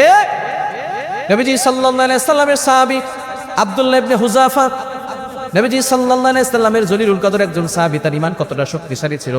ওমর ইবনুল খাত্তাব রাদিয়াল্লাহু তাআলা আনহুর খেলাফতকালে তিনি কিছু সাহাবীদেরকে আব্দুল্লাহ ইবনে হুযাফাকে কমান্ডার বানিয়ে তিনি পাঠালেন রোম সম্রাটের বিরুদ্ধে যুদ্ধ করার জন্য। রোম সম্রাটের সেনাবাহিনীরা আব্দুল্লাহ ইবনে হুযাফা আর তার সঙ্গীদেরকে বন্দী করে রাখলো। মুসলমানরা পরাজয় বরণ করলো। এবার রোম সম্রাট চিন্তা করেছে আব্দুল্লাহ ইবনে হুযাফাকে কি করা যায়। আব্দুল্লাহ ইবনে হুযাফার কেমন ঈমান একটু দেখতে চাই। আব্দুল্লাহ ইবনে হুযাফাকে যখন সামনে নিয়ে যাওয়া হলো, প্রথমে তাকে লোভ দেওয়া হলো। লোভ প্রথমে বলা হলো আব্দুল্লাহ ইবনে হুযাফা, তুমি যদি ইসলাম ধর্ম ছেড়ে দিয়ে খ্রিস্টান হয়ে যাও, তোমাকে আমার এই রোম সম্রাটের যতগুলো সম্পদ আছে অর্ধেক সম্পদ তোমার নামে রেজিস্ট্রি করে দিব। শুধু তাই না, আমার একটা সুন্দরী মেয়ে আছে, আমার মেয়েটাকে তোমার সাথে বিয়ে দিয়ে দিব। কত বড় অফার দিছে দেখছে? কত বড় অফার! আর সাহাবীদেরকে অফার দিয়েছে। সাহাবীরা কি এই অফারের সামনে, দুনিয়ার যত অফার দেওয়া হোক, কোন অফারের সামনে ঈমান বিক্রি করবে? ঈমান বিক্রি করবে? আব্দুল্লাহ ইবনে হুযাফাকে যখন অফার দেওয়া হলো, আব্দুল্লাহ ইবনে হুযাফা বলে আপনি যতই অফার দেন, দুনিয়ার সব কিছু আমাকে দেওয়া হয়, চন্দ্রটা আমার ডান হাতে দেওয়া হয় আর সূর্যটা আমার বাম হাতে দেওয়া হয়, তারপর আমার ভিতরে যে ঈমান আছে, ঈমান কখনো ছাড়বো না। বলেন আল্লাহু আকবার। প্রথমে লোভ দেখানো হলো, এরপরে আব্দুল্লাহ ইবনে হুযাফাকে বন্দী করে রাখা হলো। ডক্টর বলেছে কিছুদিন না খেয়ে থাকলে হয়তো যখন ক্ষুধার তাড়নায় সে যখন ছটফট করতে থাকবে, তখন তাকে শুকরের গোশত দিবেন আর মদ দিবেন। সে যখন ক্ষুধার তাড়নায় খাবে, কেননা ইসলামে মৃত্যু থেকে বাঁচার জন্য, জান বাঁচানোর জন্য শুয়োর খাওয়া জায়েজ আছে। ঠিক কিনা? আছে না নাই? ইসলাম তো সহজ, তাই না? এবার আব্দুল্লাহ ইবনে হুযাফা কিছুদিন ধরে না খেয়ে আছেন, হঠাৎ করে তার সামনে শুয়োরের গোশত আর হচ্ছে মদ নিয়ে যাওয়া হলো। তাকে বলা হলো তুমি যদি এগুলো পান করো তাহলে তোমার সব রাজত্ব তোমাকে দিয়ে দেওয়া হবে, এগুলো তুমি পান করো, তুমি সুস্থ থাকতে পারবা, ভালো থাকতে পারবা। আব্দুল্লাহ ইবনে হুযাফা চিন্তা করছেন এখন তো আর জান বাঁচানোর প্রশ্ন না, এখন হচ্ছে ঈমানের প্রশ্ন। কিসের প্রশ্ন? ঈমানের প্রশ্ন। এখন আর জান বাঁচানোর প্রশ্ন না। যদি জান বাঁচানোর প্রশ্ন হতো, যে কোনো সময় জান বাঁচানোর জন্য সে কিছু খাবে, তখন শুয়োরের গোশত খাওয়া জায়েজ ছিল। কিন্তু এখন জান বাঁচানোর প্রশ্ন না, এখন হচ্ছে ঈমানের প্রশ্ন। এক তাগুতের সামনে, রোম সম্রাটের সামনে আব্দুল্লাহ ইবনে হুযাফার ঈমান পরীক্ষার প্রশ্ন হচ্ছে। সুতরাং আমি মরে যাব, শুকরের গোশত খাবো না। বলেন আল্লাহু আকবার। তিনি মদ খেলেন না, শুয়োরের গোশত খেলেন না, লাঠি দিয়ে তিনি সবকিছু ফেলে দিলেন। রোম সম্রাটের কাছে যখন আসা হলো, তখন রোম সম্রাট বলতেছে এখনো তেজ কমে নাই। বলে না, এই তেজ রুহের তেজ, যদিও শক্তি কম, তার শরীর দুর্বল হয়ে গেছে, কিন্তু তার আত্মার ভিতরে ঈমানি তেজ আছে না নাই? কি বলেন, আছে না নাই? যারা ঈমানদার তাদের রুহের ভিতরে, আত্মার ভিতরে আল্লাহ পাক রব্বুল আলামিন ঈমানি শক্তি দান করেন। আব্দুল্লাহ ইবনে হুযাফা সেখান থেকে সবকিছু ফেলে দিয়েছে। রোম সম্রাট রাগে আগুন হয়ে গিয়েছেন। আব্দুল্লাহ ইবনে হুযাফাকে নিয়ে আসো, এবার চরমভাবে তার সামনে এমন কাজ করা হবে, সে তার ইসলাম ধর্ম ছেড়ে দিবে। এমন সময় আব্দুল্লাহ ইবনে হুযাফা যখন সামনে এসেছে, তার সামনে তার কিছু সঙ্গীদেরও কিছু সাহাবীদেরকেও গ্রেফতার করা হয়েছিল। আব্দুল্লাহ ইবনে হুযাফাকে বলা হলো, তুমি যদি ইসলাম না ছাড়ো, তুমি যদি আমার কাছে নত না হও, আগুন জ্বালিয়ে দেওয়া হবে, তার উপরে বিশাল বড় ড্যাগ দেওয়া হবে, এই ড্যাগের ভিতরে মুসলমানদেরকে ছেড়ে দেওয়া হবে, গরম তেলের ভিতরে উলঙ্গ করে ছেড়ে দেওয়া হবে। আব্দুল্লাহ ইবনে হুযাফা চিন্তা করেছেন, যদিও ইসলামের জন্য সমস্ত সাহাবায়ে কেরাম আল্লাহর জন্য জীবন দেওয়ার জন্য প্রস্তুত, আব্দুল্লাহ ইবনে হুযাফা যদিও মনে মনে কষ্ট পাচ্ছেন, কিন্তু তারপরও তিনি ঈমান ছাড়বে না। আব্দুল্লাহ ইবনে হুযাফার সামনে একজন মুসলমানকে উলঙ্গ করে তারপরে তেলের উপরে ছেড়ে দেওয়া হলো। গোশত আলাদা হয়ে গেছে, হাড্ডিগুলো আলাদা হয়ে গেছে। আব্দুল্লাহ ইবনে হুযাফা তারপর ঈমান ছাড়েন না। রোম সম্রাট ডাক দিয়ে বলতেছে, ও আব্দুল্লাহ ইবনে হুযাফা, এখনো সময় আছে, এরপরে তোমার পালা, তোমাকে তেলের ভিতরে ঢেলে দেওয়া হবে। আব্দুল্লাহ ইবনে হুযাফাকে যখন বলা হলো, তিনি বলেছেন, কোনো সমস্যা নাই, আমাকেও দিয়ে দাও। যখন সে তেলের দিকে যাচ্ছে, এমন সময় তার চোখ দিয়ে সামান্য পানি এসেছে। রোম সম্রাট মনে মনে চিন্তা করছে, আব্দুল্লাহ ইবনে হুযাফা মনে হয় অন্তরে ভয় পাচ্ছে, যেন চোখে পানি। আব্দুল্লাহ ইবনে হুযাফাকে ডাক দিয়ে বলে, ও আব্দুল্লাহ ইবনে হুযাফা, এখনো সময় আছে, তুমি যদি ভয় পেয়ে থাকো, তুমি যদি মৃত্যুর ভয় পাও, তাহলে আমার সামনে আসো, অফার আগেরটাই আছে, অর্ধ সম্পদ সব তোমাকে রেজিস্ট্রি করে দেওয়া হবে, আমার সুন্দরী মেয়ের সাথে তোমাকে বিয়ে দেওয়া হবে। আব্দুল্লাহ ইবনে হুযাফা রোম সম্রাটকে ডাক দিয়ে বলে, তুমি রোম সম্রাট হতে পারো, কিন্তু আমার কাছে তুমি কুকুরের থেকে নিকৃষ্ট। আল্লাহু আকবার। তুমি মনে করেছো তোমার ভয় আমি কাঁদি, আল্লাহর কসম করে বলছে, আব্দুল্লাহ ইবনে হুযাফা বলছেন, ও রোম সম্রাটের কুকুর, তুমি সম্রাট হতে পারো, আমার কাছে তুমি কুকুর, আমার কাছে তোমার কোনো দাম নাই। আমি মৃত্যুর ভয়ে কাঁদি না, তাহলে কেন কান্না করো, চোখে পানি কেন? আব্দুল্লাহ ইবনে হুযাফা মনে মনে চিন্তা করতেছেন, আমি কাঁদতেছি এই জন্য, আল্লাহ আমাকে একটা জান কেন দিল? আল্লাহ যদি আমাকে 1000টা জান দিত, ওই আল্লাহর জন্য 1000 বার জীবন দিতে প্রস্তুত আছি, কিন্তু একবার জান দেওয়ার পরে, শহীদ হওয়ার পরে আর তো আমি আর জান দিতে পারবো না। এজন্য আমি আফসোস করে, দুঃখ করে, কষ্ট করে কাঁদছি, আল্লাহ তুমি আমাকে কেন 1000 বার জান দিলে না? 1000 বার তোমার জন্য এই জীবনটাকে কোরবানি করে দিতাম। বলেন আল্লাহু আকবার। সাহাবায়ে কেরাম যেভাবে ঈমানকে, ঈমানের জন্য, দ্বীনের জন্য নিজের জীবনকে বিসর্জন দিয়েছেন, কোরবানি করে দিয়েছেন, আমার মুসলমান বন্ধুগণ, সেই ইসলামকে টিকিয়ে রাখার জন্য, দ্বীনকে টিকিয়ে রাখার জন্য যদি জীবন দেওয়ার প্রয়োজন হয়, কারা কারা প্রস্তুত আছেন? দুহাত তুলে আল্লাহকে দেখান। আল্লাহ পাক রব্বুল আলামিন, আল্লাহ পাক রব্বুল আলামিন সকলকে কবুল করেন, সকলে বলেন আমিন। শেষ পর্যন্ত রোম সম্রাট চিন্তা করছে, আব্দুল্লাহ ইবনে হুযাফার ঈমান অনেক শক্তিশালী, তার সামনে আমি কিছুই করতে পারবো না। তখন রোম সম্রাট চিন্তা করেছে, আব্দুল্লাহ ইবনে হুযাফাকে বলেছে, আব্দুল্লাহ ইবনে হুযাফা, ঠিক আছে, কোনো সমস্যা নাই, তোমার এই বাহাদুরি দেখে, তোমার এই ঈমানি শক্তি দেখে আমি নত হয়ে গেলাম, আমি শুধু চাই তোমার কপালে একটা চুম্বন করতে, যদি কপালে চুম্বন করতে দাও, তাহলে তোমার সঙ্গী সহ তোমাদেরকে ছেড়ে দেবো। বলেন আল্লাহু আকবার। আল্লাহ তাআলা এখানে মুসলমানদের বিজয় দিয়েছেন, ঠিক কিনা? শেষ পর্যন্ত সে মনে মনে চিন্তা করতেছে যে তোমার মুখ আমার কপালে লাগবে, এটা তো আমি সহ্য করতে পারবো না, তবে আমার কিছু মুসলিম ভাই আছে, তাদেরকে যদি আমরা ছাড়া করতে পারি, তোমার একটা চুম্বন আমার কপালে লাগলো, এটা আমি এর বিনিময়ে আমার মুসলমানদের ভাইদেরকে তো ছেড়ে দিতে পারলাম।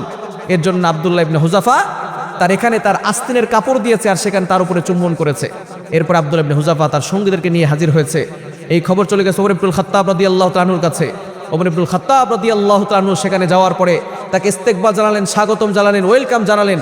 জানানোর পরে তাকে জড়িয়ে ধরলেন আর তার কপালে চুম্বন করলেন। আর ওমর রাদিয়াল্লাহু তাআলা আনহু বলেছেন, আব্দুল্লাহ ইবনে হুযাফা আজকে যে ঈমানের পরীক্ষা দিয়েছে, সকল সাহাবায়ে কেরামের উচিত আজকে আব্দুল্লাহ ইবনে হুযাফার কপালে চুম্বন করা। বলেন আল্লাহু আকবার। এরকম ঈমান শক্তিশালী করার দরকার আছে না নাই? পারবো তো ইনশাআল্লাহ? তাহলে জান্নাতে যেতে হলে 1 নাম্বার কাজ হচ্ছে ঈমানটাকে পরিপূর্ণভাবে আমাদের ভিতরে ফিট করতে হবে। পারবো তো ইনশাআল্লাহ? 2 নাম্বার, ওয়া আমিলুস সালিহাত, নেক আমল করার দরকার আছে না নাই? আমরা অনেকেই কিন্তু নেক আমল করি না, গুনাহের কাজ করি, অনেকে নেক আমল করি পাশাপাশি গুনাহের কাজও করি, ঠিক কিনা? নেক আমল করতে হবে, গুনাহ ছাড়তে হবে। পারবো তো ইনশাআল্লাহ? অনেকে দেখবেন নামাজ পড়ে, 5 ওয়াক্ত নামাজ পড়ে, হাতে তসবিহ নিয়ে ঘুরে, কপালে কালো দাগ পড়ে গেছে। ইমাম সাহেবের পিছনে নামাজ পড়ে তসবিহ নিয়ে ঘুরে, আবার সুদের কারবার করে, আছে না নাই? আরো জোরে বলেন, আছে না নাই? এখানেও আছে, সুদখোর আছে। হায় হায়, কি বল? সুদের ব্যাপারে কথা বললে ইমাম সাহেবের চাকরি থাকে না, ঠিক কিনা? খতিব সাহেব কথা বললে খতিব সাহেবের চাকরি নাই। ও ভাই বলেন তো, সুদের ব্যাপারে ফতোয়া মোল্লার না আল্লাহ? কার ফতোয়া? কার? আরো জোরে ফতোয়া কার? কোরআন খুলেন, 3 নাম্বার পারা 6 নাম্বার পৃষ্ঠা 3 নাম্বার লাইন, সূরা বাকারা 275 275 নাম্বার আয়াত। আহাল্লাল্লাহুল বাইআ ওয়া হারামার রিবা, বিজনেস লাউফুল এন্ড ইউজুরিয়াল লাউফুল, ব্যবসা হালাল, সুদের কারবার হারাম করেছেন কে? আরো জোরে বলেন কে? সুদের কারবার আল্লাহ পাক রব্বুল আলামিন হারাম করে দিয়েছে। এই সুদ থেকে দূরে সরে আসা দরকার আছে না নাই? আমাদের অনেক মানুষ, বিশেষ করে মা বোনরাও দেখবেন ডিম বিক্রি করে, চাউল বিক্রি করে, ধান বিক্রি করে সেই টাকা সুদে লাগা আছে না নাই? ভালো করে শোনেন, দিরহামু রিবান ইয়াকুলুহু রাজুলু ওয়া ইয়ালামু আশাদ্দু মিন সিত্তাতিন ওয়া সালাসিনা জানিয়া। নবীজি বলেছেন যে ব্যক্তি জেনে শুনে 1 টাকা সুদ খাবে, কয় টাকা? আরো জোরে বলেন, কয় টাকা? যে ব্যক্তি জেনে শুনে 1 টাকা সুদ খাবে, 36 বার জিনা করলে যেই গুনাহ হয় সেই গুনাহ তার আমলনামায় চলে যায়। বলেন নাউজুবিল্লাহ। জীবনে যারা 1 টাকা সুদ খেয়েছেন 36 বার জিনা করার গুনাহ করেছেন। জীবনে যারা 100 টাকা সুদ খেয়েছেন 3600 বার জিনা করার গুনাহ করেছেন। জীবনে যারা 1000 টাকা সুদ খেয়েছেন 36,000 বার জিনা করার গুনাহ করেছেন। আরো ভয়ঙ্কর হাদিস, আর রিবা সাবউনা জুসআম, সুদের 70টি শাখা রয়েছে। আইসারাহা আইয়ানকিহার রাজুলু উম্মা, সর্বনিম্ন শাখা হলো আপন মায়ের সাথে জিনা করার গুনাহ। বলেন নাউজুবিল্লাহ। জোরে সোরে বলেন না নাউজুবিল্লাহ। এর থেকে নিকৃষ্টতম গুনাহ হতে পারে? বলেন হতে পারে? আপনারা অনেকে এখানে আছেন মাতবর, যারা বিচার করেন, আছে না নাই? হ্যাঁ আছে। যদি কোনো ব্যক্তি পরকীয়া করে ধরা খায় তারে জুতার পিটা দেয়, ঠিক কি না? বিয়ে করছে, পরকীয়া করে ধরা গেছে, তারা জুতার পিটা দিছে। কিন্তু যে সুদ খায় সে তো আপন মায়ের সাথে জিনা করে, তারে কয়দিন জুতা পিটা দিছেন? ফেরেশতারা মুকুট নিয়ে বসে রয়েছে। কিন্তু যে সুদ খাইছে, আপনি সুদ বন্ধ করেন নাই কেন? আপনি তো যে পরকীয়া করে তাকে ঠিকই বিচার করতে গেছেন, কিন্তু যে সুদ খায় তার বিচার আপনি করেন নাই। এই সুদখোরের জন্য ছোট ছোট বাচ্চারা মায়ের স্তরে দুধ পাচ্ছে না। সুদ যেখানে চলে সেখানে ভূমিকম্প আসে, আল্লাহর গজব আসে, সেখানে মানুষ খাবারের কোনো স্বাদ পায় না। এখন ইলিশ মাছের স্বাদ আছে? কি বলেন আছে? শাকসবজির কোনো স্বাদ আছে? আমরা তো শহরে কিছুই পাই না, আপনারা তো তাও গ্রামে থাকেন, আপনারা কি পাচ্ছেন? পাচ্ছেন? ইলিশ মাছের স্বাদ নাই। এগুলো কেন গেছে? ওই যে সুদখোররা সুদ খাইছে, এই জন্য প্রত্যেকটা জিনিসের ঘ্রাণ স্বাদ আল্লাহ কমায় দিছেন। আপনার একজন সুদখোরের কারণে এলাকার ভিতরে আল্লাহ গজব দিবেন। এবং ছোট্ট বাচ্চার কি অপরাধ বলেন? আপনার এই সুদের গুনাহের কারণে ছোট্ট বাচ্চা তার মায়ের স্তন থেকে দুধ পাচ্ছে না। ম্যাক্সিমাম মেয়ের এখন দেখবেন সমস্যা, মায়েদের সমস্যা, স্তনে দুধ নাই। অথচ বাচ্চা মায়ের স্তন থেকে যে দুধটা পায়, এই দুধের কারণে তার মেধা ভালো হয়, রোগ প্রতিরোধ ক্ষমতা বাড়ে। 2 বছর যে দুধটা খায়, এই দুধের কারণে দেখবেন ডক্টরটা বলবে যে মায়ের দুধ খাওয়ান, এটা খাওয়ালে একজন মানুষ সুস্থ থাকবে। কিন্তু খাওয়াবে কোত্থেকে? আপনার সুদের কারণে মায়ের স্তনে দুধ নাই। ডানো আর আনো নাকি? ডানো আনো। খবরদার, সুদ ছাড়া দরকার আছে না নাই? তাহলে 1 টাকা সুদ খেলে 36 বার জিনা করার গুনাহ। আমাদের সমাজে কিছু প্রস্টিটিউট নারী আছে না নাই? যারা নিজের দেহকে বিক্রি করে খায়। আমরা বলি তোমার মতো হতভাগার কপাল পোড়া কেউ নাই, তাকে দেখলে থুতু নিক্ষেপ করে বলি তোমার মতো হতভাগা কেউ নাই, তুমি তোমার দেহকে বিক্রি করে খাও। যেই মহিলা দেহ বিক্রি করে খায় সে অভাবের কারণে খায়, যে সুদ খায় স্বভাবের কারণে খায়। 1 টাকা খেলে 36 বার জিনা করার গুনাহ করে, আপন মায়ের সাথে জিনা করার গুনাহ করে। সুতরাং বেশ্যানারী মুখে যদি থুতু দেওয়া হয়, যে ব্যক্তি সুদ খায় তার মুখে জুতা পিটা করা দরকার। আল্লাহর রাস্তায় সুদখোর যারা আছেন, আল্লাহর রাস্তায় সুদ খাওয়া বন্ধ করে দেন। আপন মায়ের সাথে জিনাকারী, কিয়ামতের ময়দানে এখানে আপনার কপালে লেখা থাকবে আপনার আপন মায়ের সাথে জিনা করেছেন, এই গুনাহ আপনি করেছেন। এবার একটু চিন্তা করে দেখেন আপনার লজ্জাটা কোথায় যাবে। কক্সবাজার প্রোগ্রাম গিয়েছে প্রায় 20,000 মানুষ। সভাপতি বলছে হুজুর একটু সুদের ব্যাপারে বলে দিয়ে। আমি বলছি যে সুদ যারা খাচ্ছে আপন মায়ের সাথে জিনা করতেছেন, আর কপালে লেখা থাকবে মায়ের সাথে জিনাকারী। কে কে মায়ের সাথে জিনা করছেন হাত তুলেন। কেউ হাত তুলে না।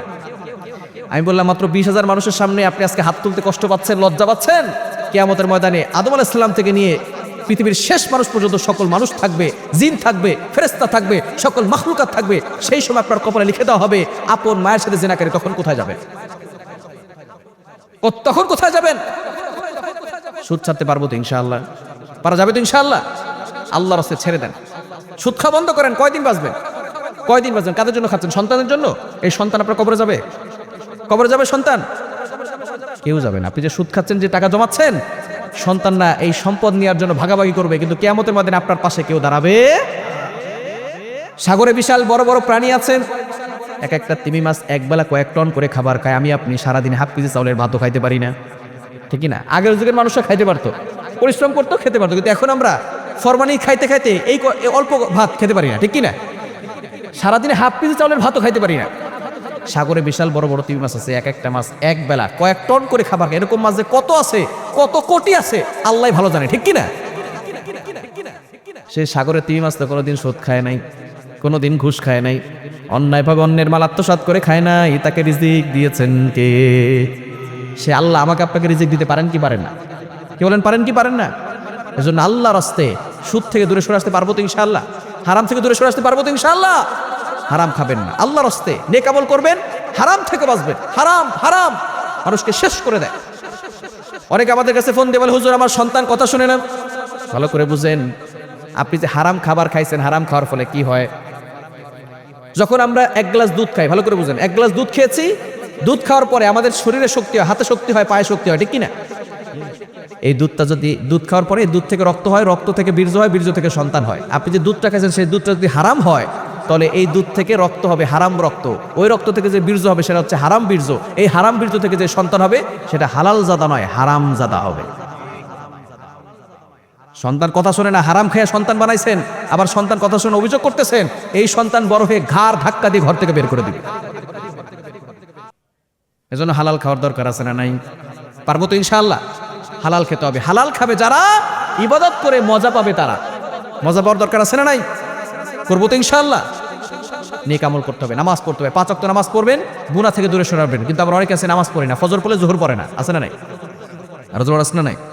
ফজরের ক্ষণ গেল পরনি নামাজ, জোহরেও ডুবেছিলে নিয়ে শত কাজ, হেলায় খেলায় গেল আসরের কাল, মাগরিবেও পড়লে না নামাজির সাজ।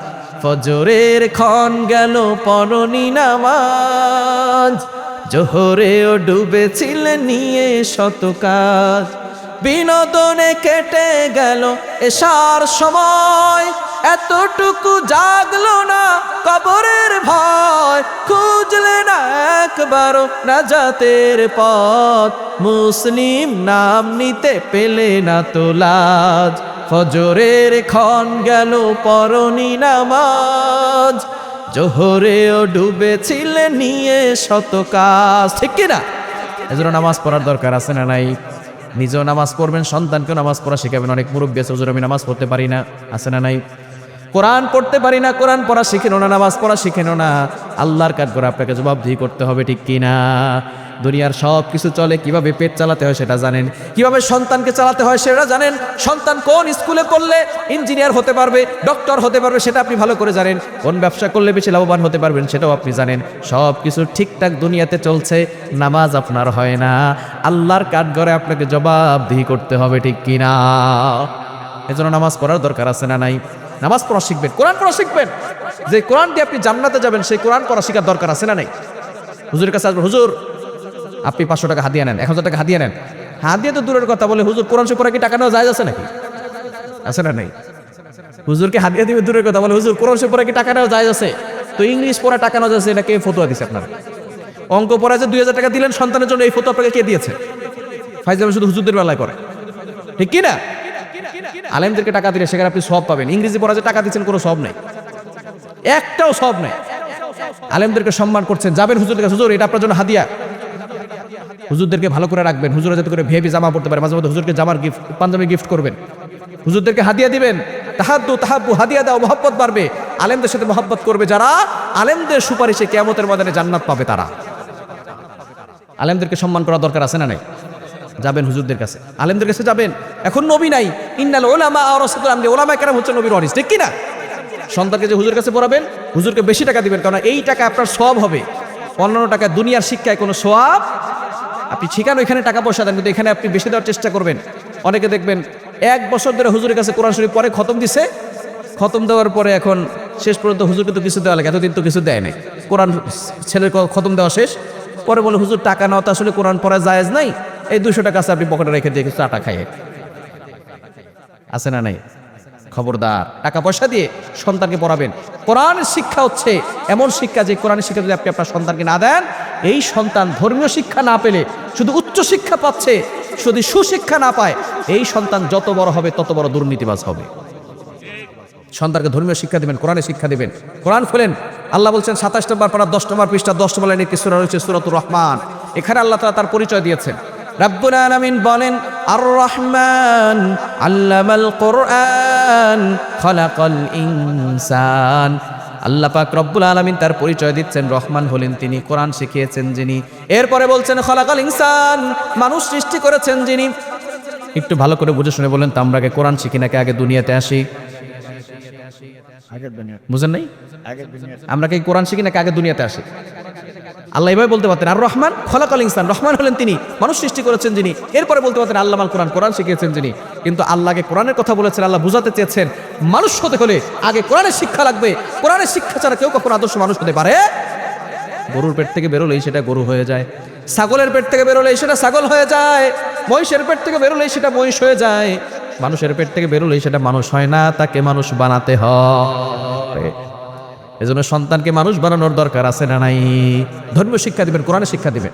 আমি যখন ইন্ডিয়াতে প্রোগ্রামে গিয়েছি, ত্রিপুরা থেকে কলকাতা যাব, বিমান ঢিলে হচ্ছে 30 মিনিট, ওয়েট করছি। এক ভদ্রলোক, এডুকেটেড পার্সন, শিক্ষিত মানুষ আমার পাশে এসে বসেছে। উনি বলতেছেন, হুজুর হোয়ার আর ইউ গোয়িং নাও, আপনি কোথায় যাবেন? আমি বলতেছি I am going to Kolkata, কলকাতায় যাবো। উনি বলতেছেন আর ইউ বেঙ্গলি? আমি বললাম ইয়াস আই এম বেঙ্গলি। পরে বলতেছে তাহলে তো আমরা বাংলা কথা বলতে পারি। আমি বললাম হ্যাঁ, কোনো সমস্যা নাই, বলুন। উনি বলতেছেন হুজুর, অনেক কথা বললো, বিমানে উঠলাম। বিমানে ওঠার পরে উনি আমাকে বলতেছেন হুজুর ইফ ইউ ডোন্ট মাইন্ড, যদি কিছু মনে না করেন একটা প্রশ্ন করতে পারি? আমি বললাম হ্যাঁ, কোনো সমস্যা নেই, বলে। বলতেছে হুজুর আনসিং ইজ নাথিং, যেটা দেখি না সেটা বিশ্বাস করি না। আপনারা তো আল্লাহকে দেখেন না, বিশ্বাস করেন কেন? আপনার সন্তানকে ডক্টর পড়াচ্ছেন, ইঞ্জিনিয়ারিং পড়াচ্ছেন, পড়ান, আমাদের কোনো আপত্তি নাই। কিন্তু সন্তানকে যদি ধর্মীয় শিক্ষা, কোরআনের শিক্ষা না দেন, নাস্তিকরা আপনার সন্তানকে প্রশ্ন করবে, উল্টাপাল্টা যুক্তি দিয়ে সন্তানকে নাস্তিক বানাবে, ঠিক কি না? তাদেরকে ধর্মীয় শিক্ষা দিবেন, কোরআনের শিক্ষা দিবেন। আমি বলছি না আপনার সন্তানকে হাফেজ বানাতেই হবে, মুফতি বানাতেই হবে, নো। আমাদের ডক্টর দরকার, ইঞ্জিনিয়ার দরকার, পাইলট দরকার, সব কিছু আমাদের দরকার। তবে সন্তানকে আগে মুসলমান বানানোর দরকার আছে না নাই? সন্তানকে ধর্মীয় শিক্ষা দিবে। তাকে দলিল দিয়ে কোনো লাভ নাই, কোরআন দলিল তারা মানবে না, আল্লাহকে তারা মানেই না। আনসিং ইজ নাথিং, যারা দেখি না সেটা বিশ্বাস করি না, আল্লাহকে মানবে কেন? তাকে যুক্তি দিয়ে দলিল দিতে হবে।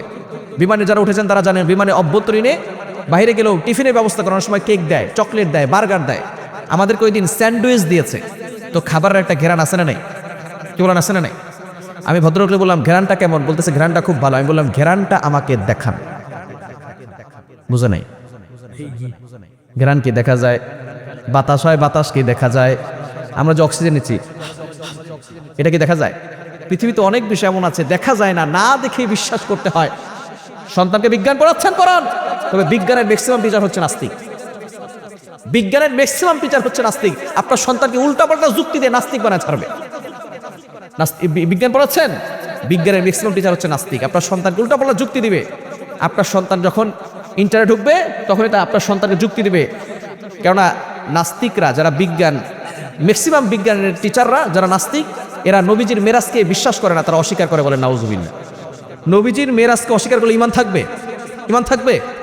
কোরআন খুলেন, এটা আল্লাহ তাআলা কোরআন এবং হাদিস দ্বারা প্রমাণিত। 15 নম্বর পারার 1 নম্বর পৃষ্ঠার 3, 4, 5 সূরা বনী ইসরাঈলের 1 নম্বর আয়াতে আল্লাহ বলছেন সুবহানাল্লাযী আসরা বিআবদি লাইলাম মিনাল মাসজিদিল হারাম ইলাল মাসজিদিল আকসা। মসজিদে হারাম থেকে মসজিদে আকসা পর্যন্ত এটাকে বলা হয় ইসরা। আর সেখান থেকে ঊর্ধ্ব ভ্রমণ এটাকে বলা হয় মেট্রো। হচ্ছে 1,40,00,000 ডিগ্রি সেলসিয়াসের তাপমাত্রা। তোমার নবী গলে যায় নাই কেন? এই তাপমাত্রা ভেদ করে তো মেরাজ করেছে। তোমার নবী পুড়ে যায় নাই কেন? সুতরাং নবীজি মেরাজ করে নাই, বলেন নাউজুবিল্লাহ। আবার তারা বলবে মাউন্ট এভারেস্ট 29,000 ফিট উচ্চতা। যারা জানেন তারা তো জানেন, তারা জানেন না যারা গুগলে সার্চ করবেন, মাউন্ট এভারেস্ট 29,000 ফিট উচ্চতা। সেখানে গেলে অক্সিজেন লাগে, মধ্যাকর্ষণ শক্তির কারণে সেখানে অক্সিজেন পাওয়া যায়। বিজ্ঞান আপনার সন্তানকে বলাবে মাত্র 29,000 ফিট উপরে গেলে অক্সিজেন নিয়ে যেতে হয়। তোমার নবী তো 29,000 ফিট নয়, 7 আসমান ভেদ করে মেরাজ করিয়েছে। তোমার নবী অক্সিজেন কোথায় পেয়েছেন? সুতরাং নবীজি মেরাজ করে নাই, বলেন নাউজুবিল্লাহ। আপনার সন্তান যদি বাসায় এসে বলে বাবা নবীজি মেরাজ করে নাই, কি বলেন? সন্তান কি মুসলমান থাকবে না কাফের? ইমান শেষ। এজন্য সন্তানদেরকে সঠিক শিক্ষা দিবেন, ধর্মীয় শিক্ষা দিবেন, যাতে করে তাদেরকেও যুক্তি দেওয়া যায়। কারণ তারা কোরআনের কোনো দলিল মানে? বলেন তো, আগুন কার কথা শোনে? পানি কার কথা শোনে? সূর্য তাহলে কার কথা শুনবে? আরো জোরে কার কথা শুনবে? ইব্রাহিম আলাইহিস সালামকে নমরুদ আগুনে নিক্ষেপ করেছিল। 40 দিন পর্যন্ত ইব্রাহিম আলাইহিস সালাম আগুনের ভিতরে ছিল, কিন্তু আগুনকে একটা পশমও জ্বালাতে পেরেছে। আল্লাহ অর্ডার করেছিলেন কুলনা ইয়া নারু কুনি বারদান ওয়া সালামুন আলা ইব্রাহিম, ও আগুন আমার ইব্রাহিমের জন্য শীতলময় ঠান্ডা হয়ে যাও। ইব্রাহিম আলাইহিস সালামকে কি আগুন পোড়াতে পেরেছিল? ইব্রাহিম আলাইহিস সালাম যখন বৃদ্ধ হয়ে গেলেন, নাতিরা জিজ্ঞেস করলো ও দাদা তুমি তো অনেক পরীক্ষা দিয়েছো, কোথায় সবচেয়ে বেশি সুখ পেয়েছো? ইব্রাহিম আলাইহিস সালাম বলেন নাতিরা ভালো করে শোনো, আল্লাহ আমাকে অনেক পরীক্ষা নিয়েছেন, কিন্তু নমরুদ যে 40 দিন আমাকে আগুনে নিক্ষেপ করে রেখেছিল, ওই 40 দিন আমি দুনিয়াতেই জান্নাতের সুখ পেয়ে গেছি। আগুন তাহলে কার কথা শোনে? পানি কার কথা শোনে? মুসা আলাইহিস সালাম চলে গেলেন সাগরের কিনারে, পিছনে ফেরাউনের সৈন্যবাহিনী। মুসা আলাইহিস সালাম মুজিজার লাঠি দিয়ে আঘাত করলেন, সাগরের মাঝখানে রাস্তা তৈরি করে দিয়েছেন কে? মুসা আলাইহিস সালাম পার হয়ে গেলেন, ফেরাউন সেই সাগরে ডুবে মরল। বুঝা গেল পানি শোনে কার কথা? তো সূর্য কার কথা শুনবে? বিজ্ঞান বলে সূর্যের তাপমাত্রা ভেদ করে অভিযোগ কিভাবে গিয়েছে? আমরা বলতে চাই 2025 সালে এসে বিজ্ঞান ওয়াটারপ্রুফ জ্যাকেট বের করেছে, যেই পোশাক পরে নদীতে ঝাঁপ দিলে পানি শরীরে স্পর্শ করে। ইউটিউবে সার্চ করে দেখবেন যারা দেখেন নাই। এখন বর্তমানে ফায়ারপ্রুফ জ্যাকেট বের হয়েছে, যেই পোশাক পরে আগুনে ঝাঁপ দিলে আগুন শরীরে স্পর্শ করে। বিজ্ঞান যদি 2025 সালে এসে ফায়ারপ্রুফ জ্যাকেট বের করতে পারে, আমার আল্লাহ 1500 বছর আগে আমার নবীকে ফায়ারপ্রুফ জ্যাকেট পরিয়ে সূর্যের তাপমাত্রা ভেদ করে মেরাজ করিয়েছেন, বলেন আল্লাহু আকবার। তারপর 29,000 ফিট উচ্চতা, সেখানে গেলেই অক্সিজেন লাগে। তোমার নবী অক্সিজেন কোথায় পেয়েছে? 7 আসমান ভেদ করে মেরাজ করেছে। আমরা তাদেরকে বলতে চাই, মায়ের পেটের ভিতরে বাচ্চা প্রথম 4 মাস মরা থাকে। কয় মাস? 40 দিন পর পর বাচ্চার গেটআপ চেঞ্জ হয়। প্রথম 40 দিন পানি, তারপরে 40 দিন রক্ত, তারপরে 40 দিন গোশতের টুকরা। 40 দিন 120 দিন, মানে 4 মাস পরে বাচ্চার ভিতরে আল্লাহ রূহটাকে ফুঁকে দেন, বলেন সুবহানাল্লাহ। প্রথম 4 মাস তো বাচ্চা মরা ছিল, পরের 5 থেকে 6 মাস মায়ের পেটের ভিতরে বাচ্চা পানির ভিতরে থাকে। যারা ডক্টর আছেন তারা জানেন, যারা ডক্টর না তারা জিজ্ঞেস করবেন মায়ের পেটের ভিতরে বাচ্চা কোথায় থাকে? পানির ভিতরে। যার কারণে মা নড়াচড়া করলে বাচ্চার কোনো সমস্যা হয়। প্রথম 4 মাস তো বাচ্চা মরা ছিল, পরের 5 থেকে 6 মাস মায়ের পেটের ভিতরে পানির ভিতরে বাচ্চাকে অক্সিজেন দিয়েছেন কে? আরো জোরে বলেন কে? বিজ্ঞান বলবে মায়ের সাথে সন্তানের সাথে নাভির সাথে কানেকশন আছে, সেখান থেকে অক্সিজেন নিয়েছে। আমরা বলবো ঠিক আছে, তোমাদের যুক্তি মেনে নিলাম। তাহলে বলো, ডিমের ভিতরে মুরগির বাচ্চা জীবিত থাকে কি থাকে না? কি বলেন, থাকে কি থাকে না? যে আল্লাহ ডিমের ভিতরে মুরগির বাচ্চাকে অক্সিজেন দিতে পারেন, যে আল্লাহ মায়ের পেটের ভিতরে 5 থেকে 6 মাস পানির ভিতরে অক্সিজেন দিয়ে বাচ্চাকে বাঁচিয়ে রাখতে পারেন, সে আল্লাহ আমার নবীকে 29,000 ফিট নয় 7 আসমান ভেদ করিয়ে অক্সিজেন দিয়ে মেরাজ করিয়েছেন, বলেন আল্লাহু আকবার। কর্মদিবস আমাদেরকে জানানো হবে। সুতরাং ওই কিয়ামতের ময়দানকে ভয় করার দরকার আছে না নাই? আর জোরে আছে না নাই? আল্লাহ পাক রব্বুল আলামিন শেষ আয়াতে বলছেন, আলাইসাল্লাহু বিআহকামিল হাকিমিন, আল্লাহর থেকে শ্রেষ্ঠ বিচারক আর কে আছে? তিনি হচ্ছেন সবচেয়ে বড় শ্রেষ্ঠ মহাবিচারক, ঠিক কি না? সুতরাং আল্লাহকে ভয় করার দরকার আছে না নাই? আরো জোরে আছে না নাই? আল্লাহকে ভয় করতে হবে, কোরআনকে মারতে হবে, কোরআন দিয়ে রাষ্ট্র পরিচালনা করতে হবে। আমরা অনেক বাংলাদেশ দেখেছি, আমরা নতুন বাংলাদেশ দেখেছি, আমরা সবুজ বাংলাদেশ দেখেছি, আমরা ডিজিটাল বাংলাদেশ দেখেছি, আমরা সোনার বাংলাদেশ দেখেছি। একটি বারের জন্য ইসলামের বাংলাদেশ দেখতে চাই। কারা কারা যে দুহাত তুলে আল্লাহকে দেখান।